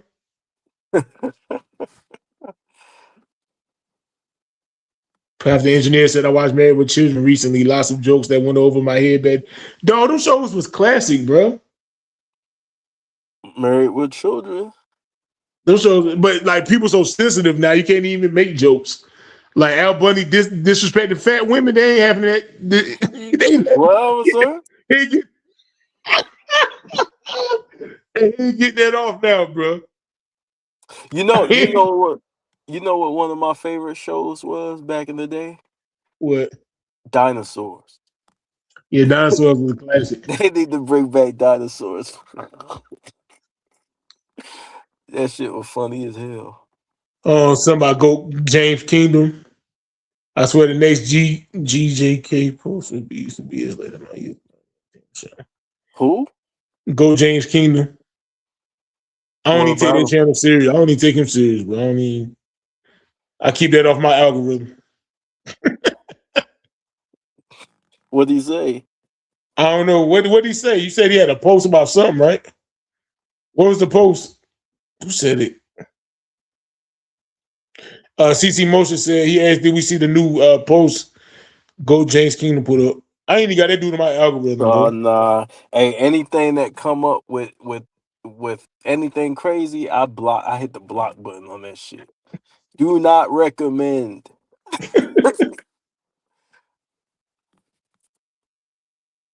Nah. You know what I said? No, I said I'm at the age now. I'm about to start watching Gunsmoke. Hey, Gunsmoke low key was fire though. Like my uncle, like he used to get off work. He get off work, he take a shower, get himself ready, get settled in.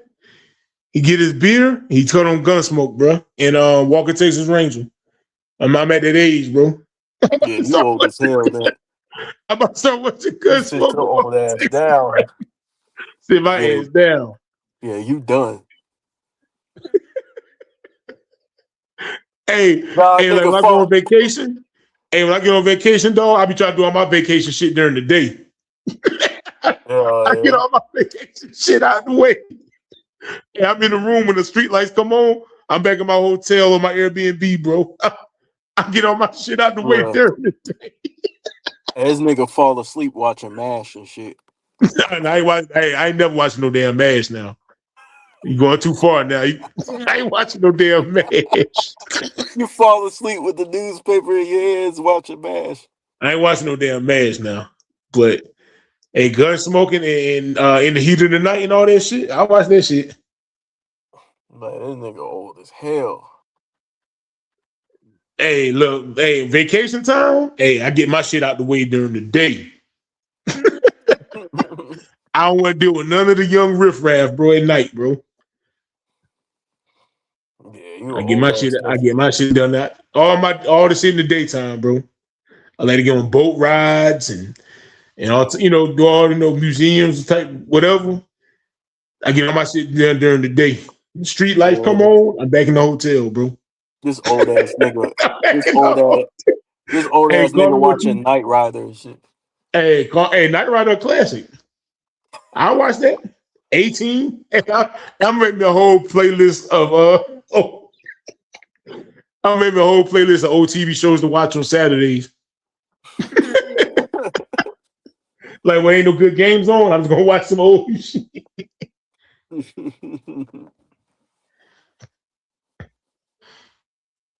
He was saying something about Bron winning more titles than the teammates he won with. Yeah, no, I don't even have him in my Yeah, algorithm, it, y'all. it it it just seemed like a whole. Listen, man, my channel is about uh, reminding people what Kobe was as a basketball player because he was getting disrespected. I do not worship Kobe, bro. Like it's okay to give other people credit. That's his teammates and whatnot, man. Shaq deserves credit. Powell deserves credit. It's okay, man. It ain't gonna kill you, bro. You know what I mean? Anything other than that is like you getting into worshiping to Yeah, where I it's can't just worship another a regular human, bro. one man could be glorified and then nobody else. Like it's crazy, bro. Shaq was that nigga, Kobe was that nigga, and that's what it is. Hey, y'all, if y'all didn't watch this yet, watch Welcome to Derry. If you have not watched that, y'all, if y'all like scary stuff, bro, and y'all like It, the clown It, Pennywise, watch Welcome to Derry. That was some great TV, bro. Yeah, my Pennywise favorite was wilding. If you ain't watched it yet, I can tell you what happened, but just know Pennywise was wilding. episode 7 was like this shit better than movies. To be honest with you, like to me, Pennywise was wilding. it's better than a movie. But it's like episode 7, I believe, was like the peak, like peak Pennywise. Yeah. Yeah, he was wilding, bro. Pennywise was wilding. Yeah, y'all gotta. I'm not gonna spoil it for you. Y'all gotta watch that. Spoiling page. Trust me. Watch Welcome to Derry, bro. Trust me, bro. Pennywise was wilding, bro. Trust me. If you don't trust me, trust me now, bro. Watch Welcome to Derry, bro. At Pennywise was first, wilding. me and my wife thought it was gonna be whack. At first, because it started out like a little slow, but then I told my wife, I said, give it some time. I'm glad I gave it some time too because it escalated real quick. Yeah, a lot of people be like, you gotta let the show cook, man. Like people be, man, it's too slow for me. I'm like, bro, it's the first episode, man. You gotta let it cook. You gotta let it build up. Yeah, You gotta relax. I ain't gonna lie, I couldn't get through Breaking Bad after season 1. I watched the whole first season. Now that was too slow for me. Like the whole first season. People like, man, you crazy as hell, man. Oh, I can't do it. I tried, bro. I tried Snowfall. That started off too slow, too long. I couldn't do it, bro. yeah. But yeah, So, other than that, man, I gotta get ready to roll because my phone about to die. all right, And I'm gonna see what's going on with the Draymond John. I'm gonna lay down. I might watch some Gunsmoke if I go to sleep, but I'm gonna lay down. yeah, take your old ass to bed. Hey, it's a blessing. See 43. Everybody don't make the 43. All right, y'all. We out, man. All right, y'all. All right, y'all. Peace, man. Peace.